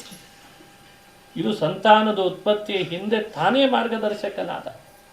ಆಮೇಲೆ ಆ ಅಂಡ ಬೆಳವಣಿಗೆ ಆಯಿತು. ಅದು ಕೋಟಿ ಕೋಟಿ ಯೋಜನದಷ್ಟು ಅಂಡ. ಅದನ್ನು ರಕ್ಷಿಸಬೇಕಲ್ಲ, ಅದಕ್ಕೆ ಬಂಗಾರದ ಕವಚ ಹಾಕಿ ಹೊರಗಿರುವ ಜಲಾವರಣದ ನೀರು ಒಳಗೆ ಬರದಂತೆ ರಕ್ಷಣೆ ಮಾಡಿದ್ದಾನಂತೆ. ಆಮೇಲೆ ತಾನೂ ಒಳಗೆ ಪ್ರವೇಶ ಮಾಡಿದ. ತನ್ನ ನಾಭಿಯಿಂದಲೇನೆ ಕಮಲ ಸೃಷ್ಟಿ ಮಾಡಿ ಸೃಷ್ಟಿಗೆ ಬ್ರಹ್ಮನಿಗೆ ಆದೇಶ ಮಾಡಿದ ಅಂತ ಪುರಾಣಗಳು ನಮಗೆ ಈ ಮಾಹಿತಿಯನ್ನು ಕೊಡ್ತಾರೆ. ಹೀಗೆ ವೈಕಾರಿಕ, ತೈಜಸ, ತಾಮಸ, ಮಹತ್ತತ್ವ, ಅಹಂಕಾರ ತತ್ವ, ಪ್ರಕೃತಿ ತತ್ವ ಇವುಗಳೆಲ್ಲ ಅಂಡದ ಹೊರಗಾಗಿದ್ದ ಸೃಷ್ಟಿ. ಅಂಡದ ಒಳಗೆ ಬಂದ ಮೇಲೆ ಚತುರ್ಮುಖನಿಗೆ ಆದೇಶ ಮಾಡಿ ಬ್ರಹ್ಮನ ಮೂಲಕವಾಗಿ ಸೃಷ್ಟಿ ನಡೆಸಿದ ಅಂತ ವಿವರಣೆಯನ್ನು ನಮಗೆ ಶಾಸ್ತ್ರ ತಿಳಿಸ್ತದೆ. ಈ ಬ್ರಹ್ಮನ ಒಳಗೆ ಭಗವಂತನೇ ವಿಶೇಷ ಸನ್ನಿಹಿತನಾಗಿದ್ದು ಮುಂದೆ ಯಾವೆಲ್ಲ ಪ್ರಜೆಗಳಿಗೆ ಏನೆಲ್ಲ ಕೊಡಬೇಕೋ ಎಲ್ಲವನ್ನು ಸೃಷ್ಟಿಗೆ ತಂದ. 10 ಥರದ ಸೃಷ್ಟಿ ಅಂತ ಹೇಳ್ತಾರೆ. ಅಪ್ಸು ಪಾರಿಪ್ಲವಾಂ ಪೃಥ್ವೀಂ ದಿಶಶ್ಚ ದಶಧಾದಧೇ ತತ್ರ ಕ್ರೋಧಂ ಮನೋವಾಚಂ ಕಾಮಂ ಲೋಭಮಥೋರತಿಂ ಸಸರ್ಜ ಸೃಷ್ಟಿಂ ತದ್ರೂಪಾಂ ಸೃಷ್ಟು ಕಾಮ ಪ್ರಜಾಪತಿ. ನೋಡಿ, ಇದೆಲ್ಲ ವಿವರಣೆ ಹರಿವಂಶದಲ್ಲಿ ಬರ್ತದೆ. ಭಗವಂತ ಈ ಭೂಮಿ ದ್ವಿಲೋಕ ಅಂತ ಎರಡು ಭಾಗ ಮಾಡಿದ ಈ ಅಂಡದೊಳಗೆ. ಆ ಭಾಗ ಮಾಡಿದ ಮೇಲೆ ಚತುರ್ಮುಖನನ್ನು ಸೃಷ್ಟಿ ಮಾಡಿದ ಕೂಡಲೇ ಅವನಿಗೆ ಆದೇಶ ಮಾಡಿದ, ನೀನು ಮುಂದಿನ ಸೃಷ್ಟಿ ಮಾಡಬೇಕು ಅಂತ. ಭೂಮಿಯನ್ನು ಸೃಷ್ಟಿ ಮಾಡಿ ಆ ಆ ಹಡಗಿನಲ್ಲಿ ನೀರು ಹೆಂಗೆ ತೇಲ್ತಿರ್ತದೋ ಹಾಗೆ ಭೂಮಿಯನ್ನು ಕೆಳಗಿರುವ ನೀರಿನಲ್ಲಿ ತೇಲೋ ಹಾಗೆ ಮಾಡಿದ್ದಾನೆ. ಆಮೇಲೆ ತಾನು 10 ವಿಧವಾದ ಸೃಷ್ಟಿ ಮಾಡಬೇಕು ಅಂತ 10 ವಿಧವಾದ ದಿಕ್ಕುಗಳನ್ನು ಸೃಷ್ಟಿ ಮಾಡಿದ ಅಂತ ವಿವರಣೆ ಮಾಡ್ತೀವಿ. ದಿಕ್ ಸೃಷ್ಟಿ ಮಾಡಿದ, ಆಮೇಲೆ ಕ್ರೋಧವನ್ನು, ಮನಸ್ಸನ್ನು, ಮಾತನ್ನು, ಕಾಮವನ್ನು, ಲೋಭವನ್ನು, ರತಿಯನ್ನು ಇಷ್ಟನ್ನು ಸೃಷ್ಟಿ ಮಾಡಿದ. ಮೇಲ್ನೋಟಕ್ಕೆ ಇವುಗಳನ್ನು ಸೃಷ್ಟಿ ಮಾಡೋದು ಅಂದ್ರೆ ಏನು ಅರ್ಥ ಅಂತ ಗೊತ್ತಾಗಲ್ಲ. ಇವುಗಳಿಗೆ ಆದ ಅಭಿಮಾನಿಗಳನ್ನು ಸೃಷ್ಟಿ ಮಾಡಿದ ಅಂತ ತಿಳ್ಕೊಳ್ಬೇಕಂತ. ಒಬ್ಬೊಬ್ಬ ವ್ಯಕ್ತಿಯಲ್ಲಿಯೂ ಸಂತತಿ ಮುಂದೆ ಒರೆಸ್ಕೊಂಡು ಹೋಗಬೇಕಾದ್ರೆ ಇದಿಷ್ಟು ಬೇಕಾಗ್ತದೆ. ಕ್ರೋಧನೂ ಬೇಕು, ಕಾಮನೂ ಬೇಕು, ಲೋಭನೂ ಬೇಕು. ಹೆಂಗೆ ಬೇಕು ಅನ್ನೋದು ಅನುಭವಿಸಿದವನಿಗೆ ಗೊತ್ತದು. ಅವಿಷ್ಟಕ್ಕೂ ಅಭಿಮಾನಿಗಳನ್ನು ಸೃಷ್ಟಿ ಮಾಡಿದ. ಹಾಗಾಗಿ ಕ್ರೋಧಂ ಮನೋವಾಚಂ ಕಾಮಂ ಲೋಭಮಥೋ ರತಿಂ ಸಸರ್ಜ ಸೃಷ್ಟಿಂ ತದ್ರೂಪಾಂ ಸೃಷ್ಟು ಕಾಮ ಪ್ರಜಾಪತಿ. ತದ್ರೂಪವಾದ ಸೃಷ್ಟಿ ಮಾಡಬೇಕು ಅಂಥೇಳಿ ಬ್ರಹ್ಮ ಇವುಗಳನ್ನೆಲ್ಲ ಮಾಡಿದ ಅಂತ. ಆಮೇಲೆ 7 ಜನ ಮಾನಸ ಪುತ್ರರನ್ನು ಹುಟ್ಟಿಸಿದ. ಮರೀಚಿ, ಅತ್ರಿ, ಅಂಗಿರಸ, ಪುಲಸ್ತ್ಯ, ಪುಲಹ, ಕ್ರತು, ವಸಿಷ್ಠ ಅಂತ 7 ಜನ ಭಾರೀ ತೇಜಸ್ವಿಗಳಾದ ಮಕ್ಕಳನ್ನು ಮಾನಸ ಪುತ್ರರು ಅಂದರೆ ಮನಸಾ ಸಂಕಲ್ಪ ಮಾಡಿದ ಕೂಡಲೇ ಇವರನ್ನು ಹುಟ್ಟಿಸಿದ ಅಂತ ವಿವರಣೆ ಮಾಡ್ತಾ ಬರ್ತಾರೆ. ಹೀಗೆ ದೇವತೆಗಳನ್ನು ಮುಖ್ಯ ಪ್ರಾಣನಿಂದ ಆರಂಭ ಮಾಡಿ ಶೇಷ, ಗರುಡ, ಅವರವರ ಪತ್ನಿಯರು ಅವರನ್ನೆಲ್ಲ ಸೃಷ್ಟಿ ಮಾಡಿದ್ದಾನೆ ಅಂತ ಅದನ್ನು ಇಟ್ಟುಕೊಳ್ಬೇಕು ಸೃಷ್ಟಿಯ ವಿಷಯದಲ್ಲಿ. ಹೀಗೆ ಸೃಷ್ಟಿ ಮಾಡುವಾಗ 7 ಜನ ಪ್ರಜಾಪತಿಗಳು ಅಂತ ಹೇಳ್ತಾರೆ. ಆಮೇಲೆ ಬ್ರಹ್ಮರ್ಷಿಗಳು, ಬ್ರಹ್ಮಚಾರಿಗಳು ಅವರನ್ನು ಸೃಷ್ಟಿ ಮಾಡಿದ್ದಾನೆ. ಸ್ಕಂದ, ಸನತ್ ಕುಮಾರ ಮುಂತಾದವರನ್ನು ಸೃಷ್ಟಿ ಮಾಡಿದ ಅಂತ ವಿವರಣೆ ಮಾಡ್ತಾರೆ. ಹೀಗೆ ಸೃಷ್ಟಿಯ ವಿಶೇಷತೆಗಳನ್ನು ಹೇಳ್ತಾ ಪುರುಷ ಸೂಕ್ತದ ಮಾತುಗಳಿಂದ ಇಲ್ಲಿ ವಿವರಣೆ ಮಾಡ್ತದೆ. ಪುರುಷ ಸೂಕ್ತ ಅಂತ ಬಹಳ ಪ್ರಸಿದ್ಧ. ಅದನ್ನೇ ಹರಿವಂಶದ ಪ್ರಾರಂಭದಲ್ಲಿ ಹೇಳಿಬಿಡ್ತಾರೆ. ಅದರ ವಿವರಣೆ ಯಾಕೆ? ಪುರುಷ ಸೂಕ್ತ ದಿನ ಪಠಣ ಮಾಡೋದ್ರಿಂದ ಮನೆಯಲ್ಲಿ ಒಳ್ಳೆ ಸಂತತಿಯ ಉತ್ಪತ್ತಿ ಆಗ್ತದೆ ಅಂತಿದೆ. ಬಹಳ ಜನ ಇದನ್ನು ಮಾಡಿ ಪಡೆದಿದ್ದಾರೆ. ಅಲ್ಲಿ ಸೃಷ್ಟಿಯ ವಿವರಣೆ ಕೊಟ್ಟಿದ್ದಾರೆ. ರುಚೋ ಯಜುಂಸಿ ಸಾಮಾನಿ ನಿರ್ಮಮೆ ಯಜ್ಞ ಸಿದ್ಧಯೇ. ಋಗ್ವೇದ ಅದರ ಅಭಿಮಾನಿ, ಯಜುರ್ವೇದ, ಸಾಮವೇದ ಅದರ ಅಭಿಮಾನಿಗಳು. ಅವುಗಳನ್ನು ಸೃಷ್ಟಿ ಮಾಡಿದ. ದೇವತೆಗಳನ್ನು ಮುಖದಿಂದ ಸೃಷ್ಟಿ ಮಾಡಿದ. ಪಿತೃಗಳನ್ನು ವಕ್ಷಸ್ಥಳಗಳಿಂದ ಸೃಷ್ಟಿ ಮಾಡಿದ. ಸಿದ್ಧರನ್ನು, ಸಾಧ್ಯರನ್ನು, ಮನುಷ್ಯರನ್ನು, ದೇವತೆಗಳನ್ನು, ಇನ್ನಿತರ ದಾನವರನ್ನು ತಾನೇ ಸೃಷ್ಟಿ ಮಾಡಿದ ಅಂತ ವಿವರಣೆ ಮಾಡ್ತದೆ. ಹೀಗೆ ಸೃಷ್ಟಿಯ ವಿವರಣೆ ಹೆಚ್ಚಾಗಿ ಹರಿವಂಶದ ಪ್ರಾರಂಭದಲ್ಲೇನೆ ಕೊಡ್ತಾ ಬರ್ತಾರೆ. ಅದರಲ್ಲಿ ಹೆಚ್ಚು ಸೃಷ್ಟಿ ಮಾಡುವಾಗ ಇದಕ್ಕಿಂತ ಉತ್ಪತ್ತಿ ಹೆಚ್ಚಾಗಲಿ ಅಂತ ತನ್ನ ದೇಹದ ಬಲಭಾಗದಿಂದ ಒಬ್ಬ ಮನುವನ್ನು ಹುಟ್ಟಿಸಿದ್ದಂತೆ, ಪುರುಷನನ್ನು. ದೇಹದ ಎಡಭಾಗದಿಂದ ಸ್ತ್ರೀಯನ್ನು ಹುಟ್ಟಿಸಿದ ಅಂತಂತದ್ದು. ಕೆಲವು ಕಡೆ ಕಾಮ್ಯ ಅಂತಿದೆ, ಕೆಲವು ಕಡೆ ಶತರೂಪ ಅಂತಿದೆ. ಇಲ್ಲಿ ಶತರೂಪ, ಧರ್ಮೇಣೈವ ಮಹಾರಾಜ ಶತರೂಪ ವ್ಯಜಾಯತ. ಶತರೂಪ ಅಂತ ಒಬ್ಬಳನ್ನು ಹುಟ್ಟಿಸಿದ್ದಾನೆ. ಪ್ರಾಯ ಆ ಹೆಸರು ಬರಲಿಕ್ಕೆ ಕಾರಣ ಲೋಕದಲ್ಲಿ ಬಹುವಿಧ ಪ್ರಜೆಗೆ ಇವಳು ಕಾರಣಳಾಗ್ತಾಳೆ ಮುಂದೆ. ಶತ ಅಂದರೆ ಬಹು ಅಂತಿಷ್ಟೇ ಅಭಿಪ್ರಾಯ. ಬಹು ಪ್ರಜಾ ಲೋಕಕ್ಕೆ ಹುಟ್ಟಿಸಿಕೊಡ್ತಾಳಾದ್ರಿಂದ ಶತರೂಪ. ಅವನು ಮನು ಸ್ವಯಂಭುವ ಅಂತ ಅವನಿಗೆ ಹೆಸರು ಬಂತು. ಸ್ವಯಂಭೂ ಅಂದರೆ ಚತುರ್ಮುಖ ಅಂತ ಇಟ್ಟುಕೊಂಡು ಅವನಿಂದ ಬಲಭಾಗದ ದೇಹದಿಂದ ಹುಟ್ಟಿದ್ದಕ್ಕೆ ಅವನಿಗೆ ಸ್ವಯಂಭುವ ಅಂತ ಕರೆದರಂತ. ನೋಡಿ, ಇದು ಮನು. ಸ್ವಯಂಭುವ ಮತ್ತು ಶತರೂಪ ಇಬ್ಬರ ವಿವಾಹ ಮಾಡಿಸಿ ಅವ್ರ ಮೂಲಕ ಪ್ರಜಾ ಉತ್ಪತ್ತಿ ಆಗುವ ಹಾಗೆ ನೋಡಿದ. ಇದು ಹರಿವಂಶ ಕೊಡ್ತಾ ಇರುವ ವಿವರಣೆ. ಮುಂದೆ ಕೆಲವರಿಗೆ ಸಂಶಯ ಬರ್ಬೋದು. ಸ್ವಯಂಭುವ ಬ್ರಹ್ಮನ ಮಗ, ಶತರೂಪನೂ ಕೂಡ ಬ್ರಹ್ಮನ ಮಗಳು. ಒಬ್ಬ ಅಣ್ಣ ಇನ್ನೊಬ್ಬಳು ತಂಗಿ ಅಂತ ಆಯಿತು. ತನ್ನಿಂದಲೇ ಹುಟ್ಟಿದ ಇಬ್ಬರಲ್ಲಿ ವಿವಾಹ ಹ್ಯಾಕೆ ಸರಿ ಹೋಗ್ತದೆ ಅಂತ ಇದನ್ನಿಟ್ಟುಕೊಂಡು ಬೇರೆಯವರೆಲ್ಲ ಬಹಳ ವಾದ ಮಾಡ್ತಾರೆ. ಅದಕ್ಕೆ ಸ್ಪಷ್ಟೀಕರಣ ಬೇಕಲ್ಲ. ಚತುರ್ಮುಖ ಬ್ರಹ್ಮ ತಾನೇ ಹುಟ್ಟಿಸಿದ ಅಂತ ಬರ್ತದೆ ಸರಸ್ವತಿಯನ್ನು, ವಿವಾಹ ಮಾಡಿಕೊಂಡ ಅಂತ ಹೇಳು ಪುರಾಣಗಳಲ್ಲೇ ಬರ್ತದೆ. ಅವಳನ್ನು ಮಗಳನ್ನು ತಂದೆ ವಿವಾಹ ಮಾಡಿಕೊಳ್ಳೋದು ಉಚಿತವೇ ಅಂತ ಅದರ ಮೇಲೆ ಮತ್ತೆ ಆಕ್ಷೇಪ. ಕತೆ ಹೇಳೋದು ಅದೇ, ವಿವಾಹ ಮಾಡಿಕೊಂಡ ಅಂತ ವಿವರಣೆ ಕೊಡೋದು ಅದೇ, ಸಂಬಂಧ ಹೇಳೋದು ಅದೇ. ಒಂದನ್ನು ಮುಚ್ಚಿಟ್ಟಿದ್ರೆ ಚೆನ್ನಾಗಿರ್ತಿತ್ತೇನೋ ಅಂತ. ಒಂದಾ ವಿವಾಹ ಮುಚ್ಚಿಡಬೇಕು, ಒಂದಾ ಅವಳ ಮಗಳು ಅನ್ನೋ ಅಂಶ ಮುಚ್ಚಿಟ್ಬಿಡ್ಬೇಕು. ಮುಚ್ಚಿಡದೆ ಈ ಸತ್ಯವನ್ನು ಬಿಚ್ಚಿಟ್ಟಿದ್ರದ್ದು ಏನೋ ರಹಸ್ಯ ಇರಬೇಕಷ್ಟೇ. ಅದಕ್ಕೆ ವಿವರಣೆ ಮಾಡ್ತಾರೆ ಭಾಷ್ಯದಲ್ಲಿ ಭಗವತ್ಪಾದರು. ಬ್ರಹ್ಮನಿಗೆ ವಿಧಿ ಅಂತ ಹೆಸರಂತೆ. ವಿಧಿ, ಎಲ್ರಿಗೂ ವಿಧಿ ಅಂತ ಹೆಸರಿಲ್ಲ, ವಿಶೇಷವಾಗಿ ಅವರಿಗೆ ಮಾತ್ರ ವಿಧಿ ಅಂತ ಕರೀತಾರೆ ವೇದಗಳಲ್ಲೆಲ್ಲ. ಧಾತ, ವಿಧಾತ, ವಿಧಿ, ಇದೆಲ್ಲ ಬ್ರಹ್ಮನಿಗೆ ಮಾತ್ರ ಮೀಸಲಾದ ನಾಮಗಳು. ಯಾವ ಅರ್ಥದಲ್ಲಿ ಅವರಿಗೆ ವಿಧಿ ಅಂತ ಕರೀತಾರೆ? ನಮಗೂ ವಿಧಿ ಇದೆ. ವಿಧಿ ಅಂದರೆ ಕಾನ್ಸ್ಟಿಟ್ಯೂಷನ್ನಲ್ಲಿ ಇಂತಿಂಥ ನಿಯಮಗಳಿದ್ದಾವೆ ಅಂದರೆ ಅದಕ್ಕೆ ವಿಧಿ ಪ್ರಕಾರ ಅಂತ ನೀವು ಬರೆದಿರೋದನ್ನು ಕೇಳಿರ್ತೀರಿ. ನಿಯಮಾವಳಿಗಳು, ಅದಕ್ಕೆ ಒಳಪಡೋದು ಅಂತ ವಿಧಿ ಅಂತ ಕರೀತಾರೆ. ಬ್ರಹ್ಮನಿಗೆ ಯಾಕೆ ಈ ಹೆಸರು ಬಂತು ಅಂದರೆ, ಮುಂದೆ ನಿರ್ಮಾಣ ಆಗುವ ಏನೊಂದು ಕಾನೂನಿದೆ ಅವುಗಳಲ್ಲಿ ಕೆಲವನ್ನ ಮೀರು ಅಂತ ಒಂದು ನಿಯಮ ಅಂತ ಅವರಿಗೆ. ಕೆಲವೊಂದನ್ನು ನೀನು ಮೀರಬಹುದು, ಮೀರಲೇಬೇಕು ಅಂತ ಒಂದು ವಿಧಿ ಅಂತೆ. ಉದಾಹರಣೆಗಿದು, ನೀನೇ ಸೃಷ್ಟಿ ಮಾಡಿದ ಸರಸ್ವತಿಯನ್ನ ಅಂತ ಇಟ್ಟುಕೊಂಡ್ರು, ಮೊದಲವಳು ಭಗವಂತನಿಂದ ಹುಟ್ಟಿರ್ತಾಳೆ, ಪರಮಾತ್ಮ ಲಕ್ಷ್ಮೀದೇವಿಯಿಂದ ಹುಟ್ಟಿರ್ತಾಳೆ ಸರಸ್ವತಿ. ಸೃಷ್ಟಿಗೆ ಬರುವಾಗ ಇಲ್ಲಿ ಹುಟ್ಟಿಸ್ತಾನಂತೆ. ಈ ಸೃಷ್ಟಿಕರ್ತ ಅಂತನ್ನುವ ಪ್ರಸಿದ್ಧಿ ಲೋಪ ಆಗಬಾರ್ದು ಅನ್ನೋ ಒಂದು ಕಾರಣಕ್ಕೆ ಬ್ರಹ್ಮನಿಂದಲೂ ಹುಟ್ಟಿಸೋ ಹಾಗೆ ಮಾಡ್ತಾನಂತೆ ಭಗವಂತ.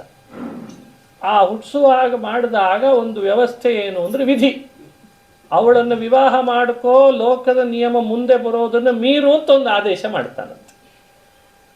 ಹಾಗೇನೆ ತನ್ನಿಂದಲೇ ಹುಟ್ಟಿಸಿದ ಸ್ವಯಂಭುವನ್ನ ತಾನೇ ಹುಟ್ಟಿಸಿದ ಶತರೂಪಾರಲ್ಲಿ ವಿವಾಹ ಮಾಡಿಸು ಅಂತ ಒಂದು ವಿಧಿಯಂತೆ.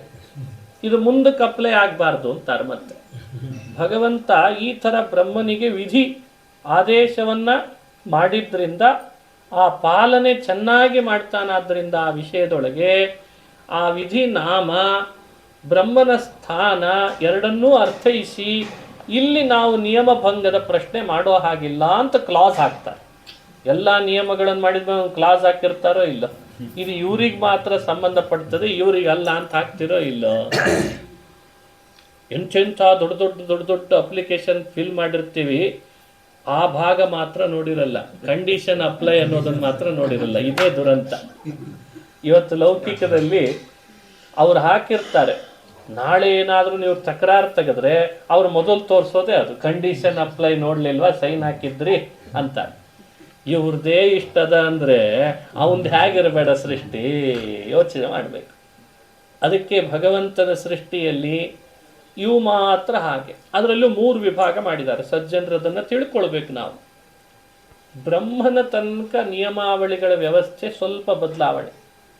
ಬ್ರಹ್ಮನ ನಂತರ ಮನುಷ್ಯರಿಗಿಂತ ಮೊದಲು ದೇವ ಋಷಿಗಳಿಗೆ ನಿಯಮ ಬದಲಾವಣೆ ಆಯ್ತಂತೆ. ಮತ್ತೆ ಮನುಷ್ಯರಿಗೆ ಮತ್ತೆ ಬದಲಾವಣೆ. ಏನು ಬದಲಾವಣೆ ಅಂದರೆ ಒಂದು ಅಂಶ ಮಾತ್ರ ಹೇಳ್ತಾರೆ ಭಗವತ್ಪಾದರು, ಸೂಕ್ಷ್ಮ, ಎಲ್ಲ ತಿಳಿಸಲ್ಲ ಆ ರಹಸ್ಯಗಳನ್ನು ನಮಗೆ. ಬ್ರಹ್ಮ ನಿಯಮ ಮೀರಿದರೆ ಭಗವಂತ ಒಂದು ಸ್ವಲ್ಪವೂ ಅವರ ಬಗ್ಗೆ ಯಾವ ರೀತಿಯಿಂದ ಶಿಕ್ಷೆ ಇಲ್ಲ ಅಂತ. ಯಾಕೆ ಮೀರು ಅಂತ ಹೇಳಿ ದೇವರ ಸಂಕಲ್ಪ ಅಂತ. ಬ್ರಹ್ಮನ ಮಟ್ಟಿಗೆ, ಬ್ರಹ್ಮವಾಯುಗಳ ಮಟ್ಟಿಗೆ. ದೇವತೆಗಳಲ್ಲಿ ಏನಾದರೂ ಈ ಥರದ್ದೊಂದು ನಿಯಮ ಮೀರುವ ಕೆಲಸ ನಡೆದ್ರೆ ಒಂದು ಸಲ ಅನುಮೋದನೆ ಮಾಡ್ತಾನಂತೆ. ಒಂದು ಸಲ ಮಾಡಿದ್ದಿ ಅಡ್ಡಿ ಇಲ್ಲ, ಮತ್ತೆ ಮಾಡಬೇಡ ಅಂತಾನಂತೆ. ಇದು ದೇವತೆಗಳು ಋಷಿಗಳಿಗಂತೆ. ಮನುಷ್ಯರು ಮಾಡಿದರೆ ಶಿಕ್ಷೆ ಹಾಕ್ತಾನಂತೆ. ನೋಡಿ, ಮನುಷ್ಯ ಜೀವರಿಗೆ ಶಿಕ್ಷೆ, ದೇವತೆಗಳಿಗೆ ಋಷಿಗಳಿಗೆಲ್ಲ ಅನುಮೋದನೆ. ಅನುಮೋದನೆ ಅಂದ್ರೇನು? ಸಮ್ಮತಿ ಇದೆ ಹೊರತು ಅವ್ರು ಮಾಡಲಿ ಹೀಗೆ ಇದನ್ನು ಮುಂದುವರಿಸಲಿ ಅನ್ನೋದಲ್ಲ. ಮತ್ತೆ ಒಂದು ಬಾರಿ ಸಹಮತಿ ಇದೆ. ಬ್ರಹ್ಮನಿಗೆ ಮಾತ್ರ ಭಗವಂತ ಪೂರ್ಣ ಮಟ್ಟಿಗೆ ವಿಧಿ, ಅದನ್ನು ಆಜ್ಞೆನೇ ಮಾಡಿ ಮಾಡಿಸ್ತಾನೆ. ಹಾಗಾಗಿ ದೇವತೆಗಳಲ್ಲಿಯೂ ಕೆಲವೊಮ್ಮೆ ನಿಯಮ ಮೀರಿದ್ದಿದೆ, ಅದು ದೇವರ ಅನುಮೋದನೆಗೆ ಒಳಪಟ್ಟಿದೆ, ಯಾರೂ ತಕರಾರು ತೆಗೆಯೋ ಹಾಗಿಲ್ಲ ಅಂತ. ಬ್ರಹ್ಮ ನಿಯಮ ಮೀರಿದ್ದಿದೆ, ಅದು ದೇವರೇ ಮಾಡಿಸ್ತಿದ್ದಾನಾದ್ರಿಂದ ತಕರಾರು ತೆಗೆಯೋಕ್ಕಿಲ್ಲಂತೆ. ಮನುಷ್ಯರಿಗೆ ಮಾತ್ರ ಕಾಯ್ದೆ ಕಾನೂನಲ್ಲಿ ನಿಯಮ ಮೀರೋ ಪ್ರಶ್ನೆನೇ ಇಲ್ಲ, ಮೀರಿದರೆ ಶಿಕ್ಷೆ ಇದೆ ಅಂತ. ಹೀಗೆ ದಂಡ ನೀತಿ ನಿಯಮಗಳ ವ್ಯವಸ್ಥೆಗಳೆಲ್ಲ ಸೃಷ್ಟಿಯ ವೈಶಿಷ್ಟ್ಯವನ್ನು ಅರ್ಥೈಸ್ಕೊಂಡವನು ತಕರಾರು ತೆಗಿಯಲ್ಲ, ಉಳಿದವನು ತರ್ಕ ಮಾಡಿ ಮಾಡಿ ಎಲ್ಲ ಕೈ ಮಾಡಿ ತೋರಿಸ್ತಿರ್ತಾನೆ. ಹೀಗೆ ಬೇರೆಯವರು ಈ ವಿಷಯದ ಬಗ್ಗೆ ಇಷ್ಟೆಲ್ಲ ಪ್ರಮಾಣಗಳ ಅನಾಲಿಸಿಸ್ ಮಾಡದೇ ಇದ್ದಾಗ ಬ್ರಹ್ಮ ಮಾಡ್ಕೊಳ್ಳಿಲ್ಲ ಇದ್ರಿ ಮಗಳನ್ನೇ ಲಗ್ನ, ಬೇರೆಯವ್ರು ಯಾಕೆ ಮಾಡ್ಕೊಳ್ಬಾರ್ದ್ರಿ, ಅಣ್ಣ ತಮ್ಮ ಯಾಕೆ ಮದುವೆ ಮಾಡ್ಕೊಳ್ಬಾರ್ದು, ಇಂಥ ಹುಚ್ಚುಚ್ಚುಚ್ಚುಚ್ಚು ತರ್ಕಗಳಿಗೆ ಶಾಸ್ತ್ರಗಳಲ್ಲಿ ಎಡೆ ಮಾಡಬಾರ್ದು ಅಂತ ನಮಗೆ ಭಾಷ್ಯದೊಳಗೆ ಭಗವತ್ಪಾದರು ಹೇಳ್ತಾರೆ. ಹೀಗೆ ಸೃಷ್ಟಿಯ ಪ್ರಕ್ರಿಯೆ ತಿಳ್ಕೊಳ್ಳುವಾಗ ಈ ವಿಷಯ ಬಂತು. ಮುಂದೆ ಪ್ರಿಯವ್ರತ ಉತ್ತಾನಪಾದ ಅಂತ ಅವನಿಂದ ಸೃಷ್ಟಿಯಾದದ್ದು. ಧರ್ಮಸ್ಯ ಕನ್ಯಾ, ಉತ್ತಾನಪಾದನ ಪತ್ನಿ ಸೂನೃತ ಅಂತಿದ್ಲು. ಆಮೇಲೆ ಅವನ ಮೂಲಕವಾಗಿ ಧ್ರುವ ಅಂತ ಹುಟ್ಟಿದ. ಧ್ರುವ ಅಂತ ಬಹಳ ಪ್ರಸಿದ್ಧನಾದ, ಆಕಾಶದಲ್ಲಿ ಇವತ್ತು ಮೆರೆತಿದ್ದಾನೆ ಅಂತ ಅವನ ಸಂತತಿಯ ವಿಸ್ತಾರವನ್ನು ಹೇಳ್ತಾರೆ. ಅವ ತಪಸ್ಸು ಮಾಡಿದ.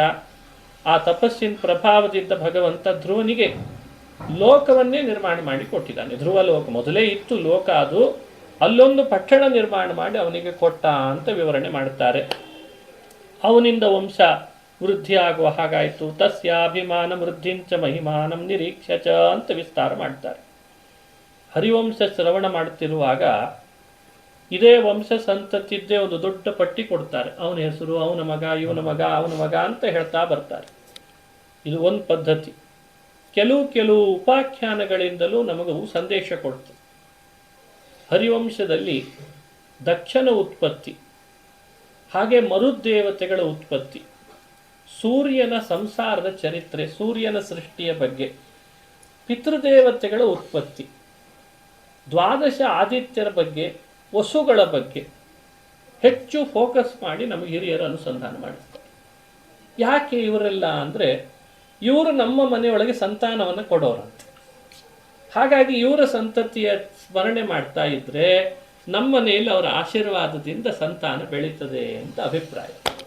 ಅದಕ್ಕೆ ಹರಿವಂಶದ ವೈಶಿಷ್ಟ್ಯ ಬಹಳ ಅಂತ ಹೇಳ್ತದೆ ಹಿರಿಯರು. ಇಲ್ಲಿ ದಕ್ಷನ ಉತ್ಪತ್ತಿಯ ಬಗ್ಗೆ ಹೇಳ್ತಾರೆ. ಯದ್ಯಪಿ ದಕ್ಷ ಚತುರ್ಮುಖ ಬ್ರಹ್ಮದೇವರಿಂದ ಹುಟ್ಟಿ ಬಂದ, ಒಂದು ಬಾರಿ ಸೃಷ್ಟಿಯಾಗಿದ್ದ ಆ ದಕ್ಷ. ಮತ್ತೆ ಪುನಃ ದಕ್ಷ ಪ್ರಚೇತಸರು ಅಂತ ಇದ್ರಂತೆ, ಅವ್ರ ಮೂಲಕವಾಗಿಯೂ ಬರ್ತಾನೆ ಅಂತ ವಿವರಣೆ ಮಾಡ್ತಾರೆ. ಹೀಗಾಗಿ ದಕ್ಷನ ಉತ್ಪತ್ತಿ ಬಾರಿ ಬಾರಿ ನಡೆದದ್ದನ್ನು ಹೇಳಿದಾಗ ಸಹಜವಾಗಿ ಪ್ರಶ್ನಿಸಿದ ಜನಮೇಜಯ, ಇದೇನಿದು ಉತ್ಪತ್ತಿ ಅಂತ. ಉತ್ಪತ್ತಿಶ್ಚ ನಿರೋಧಶ್ಚ, ಹರಿವಂಶ ಹೇಳುವಂಥ ಮಾತು. ದೇವತೆಗಳ ಉತ್ಪತ್ತಿ, ದೇವತೆಗಳ ನಿರೋಧ ಅಂದರೆ ಸಂಹಾರ ಬಾರಿ ಬಾರಿ ಹೇಳ್ತದೆ ಹರಿವಂಶ ಅಥವಾ ಬೇರೆ ಪುರಾಣಗಳು. ಋಷಿಗಳು ಅದನ್ನು ಸರಿಯಾಗಿ ವಿವರಣೆ ಮಾಡಿಕೊಂಡಿರ್ತಾರೆ. ಬಾರಿ ಬಾರಿ ಉತ್ಪತ್ತಿ ಅವರಿಗೆ ದೋಷ ಅಲ್ಲ ಅಂತ ಹೇಳ್ತಾರೆ. ಮತ್ತೆ ಇದರಿಂದ ಮತ್ತೊಂದು ಅಂಶ ಸ್ಪಷ್ಟಪಡಿಸಿದರು. ಮೊದಲು ಹುಟ್ಟಿದವನೇ ಅಣ್ಣ, ಆಮೇಲೆ ಹುಟ್ಟಿದವನೇ ತಮ್ಮ ಅನ್ನೋ ವ್ಯವಸ್ಥೆ ಇಲ್ಲಿ ಚಾಲ್ತಿ ಇಲ್ಲ. ಈ ರಹಸ್ಯ ತಿಳ್ಕೊಳ್ಬೇಕು. ಯಾಕಂದರೆ ಸೃಷ್ಟಿಕ್ರಮ ಹೇಳುವಾಗ ಕೆಲವೊಮ್ಮೆ ದಕ್ಷ ಮೊದಲು ಹುಟ್ಟಿದ್ದು ಹೇಳಿ ಮತ್ತೆ ಹುಟ್ಟಿದ ಅಂತ ಮತ್ತೊಂದು ಕಡೆ ಹೇಳಿರ್ತದೆ. ಸಹಜವಾಗಿ ನಮಗೆ ಪ್ರಶ್ನೆ ಬರ್ತದೆ, ಇದೇನಿದು ಅಂತ. ದಕ್ಷ ಒಂದ್ಸಲಿ ಹುಟ್ಟಿದ ಅಂತೀರಿ, ಮತ್ತೆ ಹುಟ್ಟಿದ ಅಂತೀರಿ, ಅವನ ಅಣ್ಣ ಆಗ್ಬೇಕು ತಮ್ಮ ಆಗ್ಬೇಕು ಅಂತ ಕನ್ಫ್ಯೂಸ್. ಇಲ್ಲಿ ಇದ್ರ ಚರ್ಚೆ ನೀವು ಮಾಡಬೇಡ್ರಿ ಅಂದ್ಬಿಡ್ತದೆ ಹರಿವಂಶ. ಜ್ಯೇಷ್ಠತ್ವ ಸೃಷ್ಟಿಯಿಂದ ಇಲ್ಲಿ ತಿಳ್ಕೊಳ್ಳೋದಲ್ಲ ಅಂತ. ಇಂಥವೆಲ್ಲ ಹರಿವಂಶದಲ್ಲಿ ನಾವು ನೋಡ್ತೇವೆ ನಿರ್ಣಯಗಳನ್ನು. ಅದನ್ನು ತಿಳಿದು ಸೃಷ್ಟಿಯ ಬಗ್ಗೆ ವಿವರಣೆ ಕೊಡಬೇಕು. 10 ಜನ ಪ್ರಚೇತಸರು, ಭಾರಿ ಸಿದ್ಧ ಪುರುಷರು, ತಪಸ್ವಿಗಳು ಸಮುದ್ರದ ದಡದ ಹತ್ರ ಬಂದು ತಪಸ್ಸಿಗೆ ಕುಳಿತರೆ ಆ ತಪಸ್ಸಿನ ಪ್ರಭಾವನೂ ಇತ್ತು. ಯಾರು ಆಡಳಿತ ನಡೆಸ್ತಿಲ್ಲ ಅಂತ ಅರಾಜಕತೆ ಇತ್ತು. ಹಾಗಾಗಿ ಎಲ್ಲ ಪ್ರಕೃತಿಯ ವ್ಯವಸ್ಥೆ ಒಳಗೆ ಮರಗಳೆಲ್ಲ ಸೂರ್ಯನಿಗೆ ವಿರುದ್ಧವಾಗಿ ಅವನ ಕಿರಣಗಳು ಬೆಳೆದಷ್ಟರ ಮಟ್ಟಿಗೆ ಬೆಳೆದು ಬಿಟ್ಟವು. ಹೀಗೆಲ್ಲ ಒಮ್ಮೊಮ್ಮೆ ಆಗ್ತವೆ ನೋಡಿ. ದಕ್ಷನ ಉತ್ಪತ್ತಿಯ ಕಥೆ ಹೇಳೋ ಮುನ್ನ ಇದು ತಿಳಿದಿರಬೇಕು. ವಿಚಿತ್ರ ಬೆಳವಣಿಗೆ. ಗಾಳಿ ಸರಿಯಾಗಿ ಆಡ್ತಾ ಇಲ್ಲ, ಸೂರ್ಯನ ಕಿರಣ ಬರ್ತಿಲ್ಲ. ಕೆಲವು ಪ್ರಜೆಗಳೆಲ್ಲ ಈ ಪ್ರಚೇತಸರ ತಪಸ್ಸಿಗೆ ಕೂತ್ಬಿಟ್ಟಿದ್ದಾರೆ, ಅದಕ್ಕೆ ಈ ವಿಪರೀತ ಆಗಿದೆ ಪ್ರಕೃತಿ ಒಳಗೆ, ಅವ್ರು ಬಂದರೆ ಸರಿ ಮಾಡ್ತಾರೆ ಅಂತ ಅವರನ್ನು ಬೇಡ್ಕೊಂಡ್ರಂತ. 10 ಜನ ಇದ್ರು ಪ್ರಚೇತಸರು. 10 ಜನ ಪ್ರಚೇತಸರನ್ನು ಕೇಳ್ಕೊಂಡ್ರೆ ಅವರು ಮರ ಗಿಡಗಳು ಈ ಪರಿ ಬೆಳೆಸಿದ್ದು ಯಾರು ಅಂತ ಗೊತ್ತಾಯ್ತು ಅವರಿಗೆ. ನೋಡಿ, ಮರ ಗಿಡಗಳನ್ನು ಬೆಳೆಸೋನು ಯಾರು? ಓಷಧಯ ಸಂವದಂತೆ ಸೋಮೇನ ಸಹರಾಜ್ಞಾ ಅಂತ ವೇದಗಳಲ್ಲಿ ವನಸ್ಪತಿ ಮರಗಿಡಗಳನ್ನು ಬೆಳೆಸೋದ್ರ ದೇವತೆಯನ್ನು ರಾಜ ಅಂತ ಕರೆದಿದ್ದಾರೆ. ಸೋಮೇನ ರಾಜ್ಞಾ, ಸೋಮರಾಜ ಅಂತ ವೇದ ಹೇಳ್ತದೆ. ಸಂಸ್ಕೃತದಲ್ಲಿ ಸೋಮ ಅಂತ ಅನ್ನೋ ಶಬ್ದ ಚಂದ್ರನಲ್ಲಿ ಪ್ರಸಿದ್ಧಿ. ಅವನಿಗೆ ರಾಜ ಅಂತ ಹೇಳೋ ಪ್ರಸಿದ್ಧಿ. ಯಾಕೆ ಅಂದರೆ ಎಲ್ಲ ವಿಪ್ರರಿಗೆ ಮೊದಲಿಗ ಅಂತ, ಅತ್ರಿ ಋಷಿಗಳ ಮಗನಾಗಿ, ಅದಕ್ಕೆ ಅವನಿಗೆ ರಾಜ ಅಂತ ವೇದ ಹೇಳ್ತದೆ. ದ್ವಿಜ ರಾಜ, ಬ್ರಾಹ್ಮಣ ರಾಜ ಅಂತ ಅರ್ಥ. ರಾಜನೂ ಹೌದು, ಸೋಮನೂ ಹೌದು. ಆತ ಎಲ್ಲ ಮರಗಿಡಗಳನ್ನು ನೋಡಿಕೊಳ್ಳುವ, ಬೆಳೆಸುವ, ಅದರ ಅಭಿಮಾನಿ ದೇವತೆ, ಅವನ ಕೆಲಸ. ಅವನು ಈ ಥರ ಬೆಳೆಸಿದಾನೆ ಅಂತ ಗೊತ್ತಾಗಿ ಋಷಿಗಳು ತಪಸ್ಸು ಮಾಡ್ತಾ ಇದ್ದವರು ಪ್ರಚೇತಸರು ಕಣ್ಣು ತೆರೆದು ಬಾಯಿ ತೆರೆದು ಬೆಂಕಿಯನ್ನು ಉಗುಳಿದ್ರಂತೆ. ತಪಸ್ಸಿನ ಪ್ರಭಾವದಿಂದ ಬೆಂಕಿ ಉಗುಳಿದ್ರೆ ಮರಗಳೆಲ್ಲ ಸುಡ್ಲಿಕ್ಕೆ ಶುರುವಾಯಿತು. ಮರ ಸುಡ್ತಾ ಇದೆ ಅಂದರೆ ಏನದು? ಇನ್ನೇನೋ ಭೂಮಿ ಮೇಲೆ ಇಲ್ಲದೇ ಇರೋಷ್ಟರ ಮಟ್ಟಿಗೆ ಸುಡ್ತಾ ಇದ್ದಾರೆ. ಕೂಡಲೇ ಚಂದ್ರ ಓಡಿ ಬಂದ, ಪ್ರಚೇತಸರೇ ಶಾಂತರಾಗ್ರಿ, ನಾನು ಸ್ವಲ್ಪ ನೋಡ್ಕೋಬೇಕಿತ್ತು, ಈ ಕಾರ್ಪೊರೇಷನ್ ಸಮಸ್ಯೆ, ಎಲೆಕ್ಷನ್ ಇತ್ತು ಅನ್ನಿಸ್ತದೆ, ಮಳೆಗಾಲ ಬಂದರೂ ಅವರು ಗಿಡ ಮರಗಳು ಎಲ್ಲಿ ಬಿದ್ದು ಹೋಗ್ತಾವ ಅನ್ನೋ ಜವಾಬ್ದಾರಿ ತಗೊಳ್ಬೇಕಾ ಬೇಡ? ಕಾರ್ ಮೇಲೆ ಬೀಳ್ತಾವೆ, ಆಟೋಗಳ ಮೇಲೆ ಬೀಳ್ತಾವೆ, ಅದು ಜವಾಬ್ದಾರಿ ತಗೊಳ್ಳಿಲ್ಲ, ತಪ್ಪಾಯಿತು, ಕ್ಷಮಿಸ್ಬಿಡ್ರಿ ಅಂತಂದ ಚಂದ್ರ. ಅವರ ತಪಸ್ವಿಗಳು ಸಹಜ ಕರುಣಿಗಳು. ನೋಡಿ ಎಂಥೆಂಥ ಕಥೆ ಇರ್ತದೆ ಇಲ್ಲಿ. ಆ ಕರುಣೆಯಿಂದ ತಾವು ಮಾಡ್ತಿದ್ದ ತಪಸ್ಸಿನಿಂದ ಏನು ಸೃಷ್ಟಿ ಮಾಡಿದ್ರೋ ಅದನ್ನೆಲ್ಲ ಮತ್ತೆ ಬಾಯಿ ಒಳಗೆ ತಗೊಂಡ್ರಂತೆ. ಅಷ್ಟೆಷ್ಟು ಉಳ್ಕೊಂಡು ಅಷ್ಟೇ ಉಳಿದಾವೀಗೆಲ್ಲ ಮರಗಳು ಗಿಡಗಳು ಅಂತ ಅರ್ಥ. ಅವುಗಳಿಂದ ಬಹಳ ಲಾಭ ಇದೆ. ಮೊನ್ನೆ ಒಂದು ರೋಗ ಬಂದೋಯ್ತು, ನೋಡಿದ್ರಿಲ್ಲ? ಎಲ್ಲ ಕಡೆ ಕಾಂಕ್ರೀಟ್ ಹಾಕಿದ್ದಕ್ಕೆ ಮರ ಗಿಡ ಇಲ್ಲ ಅಂಥೇಳಿ ಎಂಥ ರೋಗ ಬಂದಿತ್ತು ಮೊನ್ನೆ, ಆಕ್ಸಿಜನ್ ಇಲ್ಲ ಅಂಥೇಳಿ. ಇವೆಲ್ಲ ಬಹಳ ಸೂಕ್ಷ್ಮ. ಆ ರೀತಿ ಚಂದ್ರ ಮರಗಿಡಗಳನ್ನು ನಾಶ ಮಾಡಬೇಡ್ರಿ ನೀವು ಅಂತ ತಡೆ ಹಿಡ್ದ ಬಂದು. ಆದರೆ ಅವರು ಕರುಣೆಯಿಂದ ನಿಲ್ಲಿಸಿದ ಕೂಡಲೇ ಇವನಿಗೆ ಮನಸ್ಸಿಗೆ ಸಂಕೋಚ ಆಯಿತು. ನಾ ಹೇಳಿದ ಕೂಡಲೇ ನಿಲ್ಲಿಸ್ಬಿಟ್ರಲ್ಲ ಉಗುಳೋದನ್ನ ಅಂತ, ಬೆಂಕಿ ಉಗುಳೋದು. ಅವನಂದ, ನಿಮಗೆ ನಾನೇನಾದರೂ ಒಂದು ಕೊಡಬೇಕು ಅಂತ ಅನಿಸಿದೆ ಅಂತ. ತಾನು ವನಸ್ಪತಿಗಳ ಸೃಷ್ಟಿ ಮಾಡುವನಾದ್ದರಿಂದ ಬಳ್ಳಿಗಳ ರೂಪದಲ್ಲಿ ಒಬ್ಬಳು ಹೆಣ್ಣನ್ನು ಹುಟ್ಟಿಸಿದ್ದಂತೆ ಚಂದ್ರ. ಅವಳಿಗೆ ಮಾರೀಷಾ ಅಂತ ಹೆಸರು, ಹರಿವಂಶ ಹೇಳುವಂತೆ. ಅವಳನ್ನು ಪ್ರಚೇತಸರಿಗೆ ಕೊಟ್ಟು ಮದುವೆ ಮಾಡಿಸಿದ.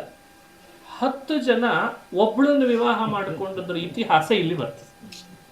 ನಾವು 5 ಜನ ಒಬ್ಬಳನ್ನು ವಿವಾಹ ಮಾಡಿಕೊಂಡ್ರು ಅಂತ ಮಹಾಭಾರತದಲ್ಲಿ ಕೇಳಿದಕ್ಕೆ ಅವು ಹಾರಿಬಿಟ್ವಿ. ಅದಕ್ಕೊಂದು 1000 ಪುಟದ ಪುಸ್ತಕನೇ ಬರೆದ್ರು ಬುದ್ಧಿವಂತರೆಲ್ಲ. ಹರಿವಂಶ ಮಹಾಭಾರತ ಪುರಾಣಗಳನ್ನು ಕೇಳಿದಾಗ 5 ಜನ ಒಬ್ಬಳನ್ನು ಮಾಡ್ಕೊಂಡದ್ದು ಇರ್ಲಪ್ಪ, 10 ಜನ ಒಬ್ಬಳನ್ನು ಮಾಡ್ಕೊಂಡದ್ದನ್ನು ಹರಿವಂಶ ಹೇಳ್ತದೆ. ಪ್ರಚೇತಸರ 10 ಜನ. ಹಾಗಾಗಿ ಒಬ್ಬಳನ್ನು ವಿವಾಹ ಮಾಡಿಕೊಂಡ್ರು. ಆ ಒಬ್ಬಳನ್ನು ವಿವಾಹ ಮಾಡಿಕೊಂಡ್ರು ತಪಶಕ್ತಿ ಆದ್ದರಿಂದ. ಅದನ್ನು ಹರಿವಂಶ ಹೇಳಿದೆ. ಹಿಂದೆ ಸೃಷ್ಟಿ ಹೇಗೆ ನಡೀತಿತ್ತು? ಗರ್ಭವಾಸದಿಂದಲೇ ಸೃಷ್ಟಿ ಅಂತನ್ನೋ ಪ್ರಕ್ರಿಯೆಗಿಂತ ಸಂಕಲ್ಪಾತ್, ದರ್ಶನಾತ್, ಸ್ಪರ್ಶನಾತ್ ಅಂತ ಹರಿವಂಶ ಕಾರಣ ಕೊಡ್ತು.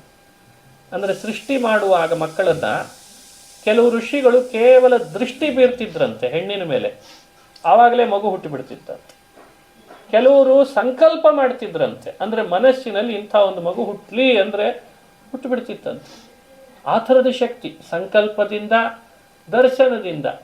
ಕೆಲವರು ಬರೀ ಸ್ಪರ್ಶದಿಂದ ಮಕ್ಕಳನ್ನು ಪಡೆತಿದ್ರಂತೆ. ದರ್ಶನ, ಸ್ಪರ್ಶನ, ಸಂಕಲ್ಪಗಳು ಸೃಷ್ಟಿಗೆ ಕಾರಣಗಳಾಗಿದ್ದಿದೆ ಅನ್ನೋ ಇತಿಹಾಸವನ್ನು ನಮಗೆ ಹರಿವಂಶ ಸ್ಪಷ್ಟಪಡಿಸಿ ಹೇಳ್ತದೆ. ಅಂಥ ದೊಡ್ಡ ಶಕ್ತಿ ಇವರಿಗೂ ಕೂಡ ಶಕ್ತಿ ಇದ್ದದ್ದಕ್ಕೆ ಮಾರೀಷಾಳಲ್ಲಿ 10 ಜನ ಸೇರಿ ತಪಸ್ಸಿನಿಂದ ಒಬ್ಬ ಮಗನ ಪಡೆಯೋಣ ಅಂತಂದ್ರಂತೆ. ಬಹಳ ಮಕ್ಕಳು ಬೇಡ, ಒಬ್ಬನ ಪಡೆಯೋಣ. ಅವ ಇಡೀ ಜಗತ್ತಿನ ಪ್ರಜಾಸಂತತಿಗೆ ಬಹಳ ಸಮರ್ಥನಾಗಿರಬೇಕು. ಅಂಥ ಮಗನನ್ನು ಪಡೆಯೋಣ ಅಂತ ಪಡೆದ್ರೆ ಅವನಿಗೆ ಹೆಸರು ದಕ್ಷ ಅಂತ ಬಂತಂತೆ. ಸೃಷ್ಟಿ ಮಾಡಲಿಕ್ಕೆ ಬೇಕಾಗುವ ಸಾಮರ್ಥ್ಯ 10 ಜನರಿಂದ ಒಬ್ಬನಲ್ಲೇ ಬಂದಿತ್ತಂತೆ. ಇದೆಲ್ಲ ಕೇಳಿದ್ರೆ ಮನುಷ್ಯನಿಗೆ ಅರ್ಥ ಆಗ್ತದೆ ಹಿಂದಿನವರೆಲ್ಲ ಹೇಗೆ ತಪಸ್ವಿಗಳಾಗಿದ್ದರು, ಎಷ್ಟು ಅವರಲ್ಲಿ ಅಲೌಕಿಕವಾದ ಶಕ್ತಿಗಳ ವಶ ಆಗಿತ್ತು ಅನ್ನೋದು ಗೊತ್ತಾಗ್ತದೆ. ಮಾರೀಷಾಳೆದ್ದ 10 ಪ್ರಚೇತಸರ ಮೂಲಕ ಹುಟ್ಟಿದ ಮಹಾನುಭಾವನೆ ದಕ್ಷ. ಅವಳಿಗೆ ಪ್ರಸೂತಿ ಅಂತ ಒಬ್ಬಳನ್ನು ಕನ್ಯಾದಾನ ಮಾಡಿದ. ಆ ಪ್ರಸೂತಿಯಲ್ಲಿ ಮಕ್ಕಳು ಪಡಿಬೇಕು ಅಂತ ಬ್ರಹ್ಮ ಆದೇಶ ಮಾಡಿದ್ದಕ್ಕೆ 60 ಜನ ಕನ್ಯೆಯರನ್ನು ಪಡೆದಂತೆ ದಕ್ಷ, ಪ್ರಜಾಸಂತತಿ ವೃದ್ಧಿ ಮಾಡಬೇಕು ಅಂತ. 27 ಜನರನ್ನು ಚಂದ್ರನಿಗೆ ವಿವಾಹ ಮಾಡ್ತಾನೆ. ಚಂದ್ರನ ಉತ್ಪತ್ತಿ ಅತ್ರಿ ಋಷಿಗಳ ಮೂಲಕ ಅಂತ 2ನೇ ಬಾರಿ. 1ನೇ ಬಾರಿ ಬ್ರಹ್ಮದೇವರಿಂದಲೇ ಹುಟ್ಟಿದ್ದ. ಅದಕ್ಕೂ ಮೊದಲು ಭಗವಂತನ ಮನಸ್ಸಿನಿಂದ ಚಂದ್ರಮಾ ಮನಸೋ ಜಾತಃ ಚಕ್ಷೋ ಸೂರ್ಯೋ ಅಜಾಯತ ಅಂತ ಭಗವಂತನಿಂದಲೂ ಹುಟ್ಟಿದಾನೆ, ಬ್ರಹ್ಮನಿಂದ ಹುಟ್ಟಿದಾನೆ. ಅದೇ ಚಂದ್ರನೇ ಅತ್ರಿ ಋಷಿಗಳ ಕಣ್ಣೀರಿನ ಧಾರೆಯಿಂದಲೂ ಬಂದಂತೆ ಅಮೃತ ಕಲಾ ಸಂಪನ್ನನಾಗಿ. ಅವನಿಗೆ 27 ಕನ್ಯೆಯರನ್ನು ವಿವಾಹ ಮಾಡಿಕೊಟ್ಟ ಅಂತಾರೆ. ಅವರಲ್ಲಿಯೂ ಸಂತಾನ ಬೆಳೀತು ಅಂತ ತಿಳಿಸ್ತದೆ.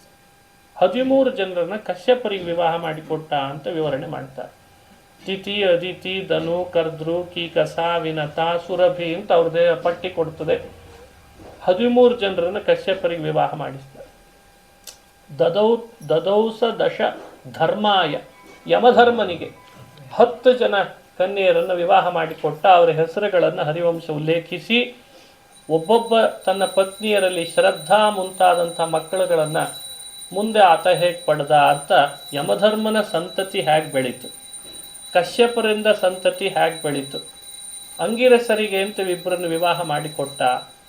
ಹೀಗೆ ಯಮನಿಗೆ ವಿವಾಹ ಮಾಡಿಕೊಟ್ಟದ್ದಲ್ಲದೆ ಬೇರೆ ಬೇರೆಯವರಿಗೂ ವಿವಾಹ ಮಾಡಿ, ಯಾಕಂದ್ರೆ 60 ಮಕ್ಕಳು ಖಾಲಿ ಆಗಿಬಿಟ್ಟಲ್ಲ, ಒಬ್ಬರಲ್ಲ ಇಬ್ಬರಲ್ಲ 60 ಕನ್ಯೆಯರನ್ನು ಪಡೆದಿದ್ದಾನೆ ಅಂದ್ರೆ ಈಗಿನ ಕಾಲದವ್ರು ನಗುತ್ತಾರೆ. ಏನ್ರಿ 1 ಕನ್ಯೆ 2 ಕನ್ಯೆ ಪಡೆದ್ರೆ ಬಹಳ ಮನಸ್ಸಿನಲ್ಲಿ ಆಗಿರ್ತದೆ. ಅದೇ ಸೃಷ್ಟಿಯ ರಹಸ್ಯಪ್ಪ ಅಂತಾರೆ. ನಾವು ನೀವು ಯೋಚಿಸ್ಲಿಕ್ಕೆ ನಿಲುಕದ್ದನ್ನೇ ಹೇಳ್ತದೆ ಶಾಸ್ತ್ರ. ಆ ರೀತಿ ಆ ದಕ್ಷ ಪ್ರಜಾಪತಿ 60 ಕನ್ಯೆಯರನ್ನು ಇಂಥವರಿಗೆ ಅಂತ ಕನ್ಯಾದಾನ ಮಾಡಿದಾಗ ಅಲ್ಲಿ ಹುಟ್ಟಿ ಬಂದವರಲ್ಲೇನೆ ಆ ಕನ್ಯೆಯರನ್ನು ಯಾರ್ಯಾರಿಗೆ ಮದುವೆ ಮಾಡಿಕೊಟ್ಟ ಅಲ್ಲಿ ಹುಟ್ಟಿ ಬಂದವರಲ್ಲೇ ಅಷ್ಟವಸುಗಳು, ಏಕಾದಶ ಆದಿತ್ಯರು, ದ್ವಾದಶದಲ್ಲಿ ವಿಷ್ಣುನೂ ಸೇರ್ತಾನಾದ್ರಿಂದ ದ್ವಾದಶ ಆದಿತ್ಯರು, ಹಾಗೇನೆ ರುದ್ರರು, ಏಕಾದಶ ರುದ್ರರು, 8 ವಸುಗಳು, 12 ಆದಿತ್ಯರು, 11 ರುದ್ರರು. ಯಾರಿವರು? ವಸು, ರುದ್ರ, ಆದಿತ್ಯ ಅಂತ ಮನೆಯಲ್ಲಿ ಪಿತೃಯಜ್ಞ ಮಾಡುವಾಗ ಶ್ರಾದ್ದದಲ್ಲಿ ಇವ್ರ ಮೂಲಕವಾಗೇನೆ ಸಮರ್ಪಣೆ ಮಾಡಬೇಕು ಅಂತಿದೆ. ಅವರೇ ನಮಗೆ ಸಂತಾನ ಉತ್ಪತ್ತಿಯನ್ನು ಮಾಡಿಸೋರಂತ. ಅದಕ್ಕೆ ಅವ್ರ ಕಥೆಯನ್ನು ಹರಿವಂಶ ವಿಸ್ತಾರ ಮಾಡ್ತಾರೆ. ಹೀಗೆ ದ್ವಾದಶ ಆದಿತ್ಯರು ಯಾರು, ಏಕಾದಶ ರುದ್ರರು ಯಾರು, ಅಷ್ಟವಸುಗಳು ಯಾರು, ಅವರು ನಮ್ಮನ್ನು ಅನುಗ್ರಹಿಸಿ ನಮ್ಮ ಮನೆಯಲ್ಲಿ ಸಂತತಿ ಉತ್ಪತ್ತಿ ಮಾಡಲಿ ಅಂತ ಅವರ ಉತ್ಪತ್ತಿಯ ಕಥೆಯನ್ನು ಹೇಳ್ತದೆ ಒಂದು ಕಡೆಯಿಂದ. ಕಶ್ಯಪರ ಹೆಂಡತಿ ದಿತಿ ಇದ್ಲಲ್ಲ, ಆ ದಿತಿಯಲ್ಲಿ ಮರುದೇವತೆಗಳು ಅಂತ 49 ಜನ ಹುಟ್ಟಿದ್ರಂತೆ. ಆ ಆಶ್ಚರ್ಯಕರವಾದ ಘಟನೆಯನ್ನು ಅದು ಹರಿವಂಶ ಹೇಳ್ತದೆ. ಕಶ್ಯಪರ ಪತ್ನಿಯಲ್ಲಿ ಅದಿತಿ ದೇವತೆಗಳನ್ನು ಮಕ್ಕಳನ್ನಾಗಿ ಪಡೆದದ್ದಕ್ಕೆ ದೇವತೆಗಳಿಗೆಲ್ಲ ಆದಿತ್ಯ ಅಂತ ಹೆಸರು ಬಂತಂತೆ. ಬರೀ ಸೂರ್ಯ ಒಬ್ಬನೇ ಆದಿತ್ಯ ಅಲ್ಲ, ಎಲ್ಲ ದೇವತೆಗಳು ಆದಿತ್ಯರಾದರು ಅದಿತಿಯಲ್ಲಿ ಹುಟ್ಟಿ ಬಂದದ್ದಕ್ಕೆ. ಸೂರ್ಯನೂ ಒಬ್ಬ ಆದಿತ್ಯ, ಅದಕ್ಕೆ ರವಿವಾಸರಕ್ಕೆ ಆದಿತ್ಯವಾರ ಅಂತ ಕರೀತಾರಂತೆ. ಆ ಸೂರ್ಯ ಅದಿತಿ ಕಶ್ಯಪರಿಂದ ಹುಟ್ಟಿ ಬಂದ ಮೇಲೆ ಹುಟ್ಟುವಾಗಲೇ ಒಂದು ಅದ್ಭುತ ನಡೆದಿದೆ, ಹುಟ್ಟಿದ ಮೇಲೂ ಒಂದು ಅದ್ಭುತ ನಡೀತು ಅಂತ ಅವನ ಕಥೆ ಹೇಳ್ತಾರೆ. ಅವನಿಗೆ ಮಾರ್ತಾಂಡ ಅಂತ ನಾಮ ಬಂತು. ಯಾವ ಅರ್ಥದಲ್ಲಿ ಅವನಿಗೆ ಮಾರ್ತಾಂಡ ಅಂತ ಬಂತು ಅನ್ಲಿಕ್ಕೆ ಒಂದು ಕಥೆ ಇದೆ. ಮಹಾನುಭಾವ ಬುಧ ಒಮ್ಮೆ ಭಿಕ್ಷೆಗೆ ಅಂತ ಅದಿತಿಯ ಮುಂದೆ ಬಂದಿದ್ದಾನೆ.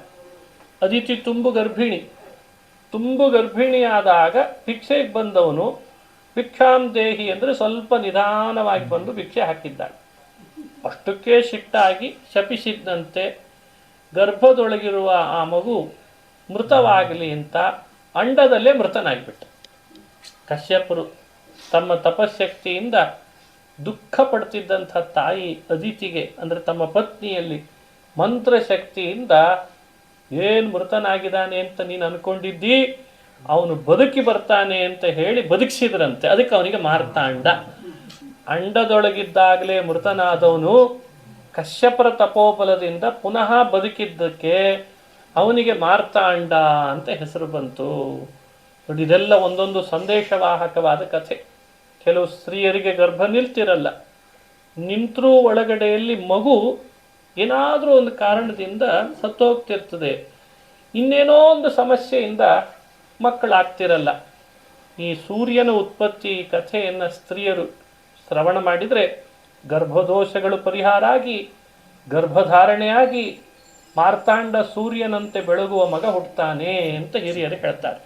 ಹಾಗಾಗಿ ಸ್ತ್ರೀಯರು ವಿಶೇಷವಾಗಿ ಸೂರ್ಯನನ್ನು ಪ್ರಾರ್ಥಿಸಿ ಆ ಸೂರ್ಯನ ಕಿರಣಗಳು ಗರ್ಭದ ಮೇಲೆ ಬೀಳುವ ಹಾಗಾಗಿ ಗರ್ಭದೋಷಗಳನ್ನೆಲ್ಲ ಪರಿಹಾರ ಮಾಡಿಕೊಳ್ಬೇಕು. ಇಂಥ ಸೂರ್ಯನ ಸಂಸಾರದ ಕಥೆಯನ್ನು ಹರಿವಂಶ ವಿವರಣೆ ಮಾಡ್ತದೆ. ಅವನಿಗಿಬ್ಬರು ಪತ್ನಿಯರು ಅಂತಾದರು. ಅವನಿಗೆ ಶನೈಶ್ಚರ ಅಂತ ಒಬ್ಬ ಮಗ ಹುಟ್ಟಿದ, ಯಮುನಾ ಅಂತ ಮಗಳು ಹುಟ್ಟಿದ್ಲು, ಯಮ ಅಂತ ಮಗ ಹುಟ್ಟಿದ, ಶ್ರಾದ್ದ ದೇವ ಅಂತ ಒಬ್ಬ ಮಗ ಹುಟ್ಟಿದ. ಭಾರಿ ಚಮತ್ಕಾರ. ಆಮೇಲೆ ಅಶ್ವಿನಿಗಳು ಅಂತ ಅವನಿಗೆ ಮಕ್ಕಳು ಹುಟ್ಟಿದ್ರು.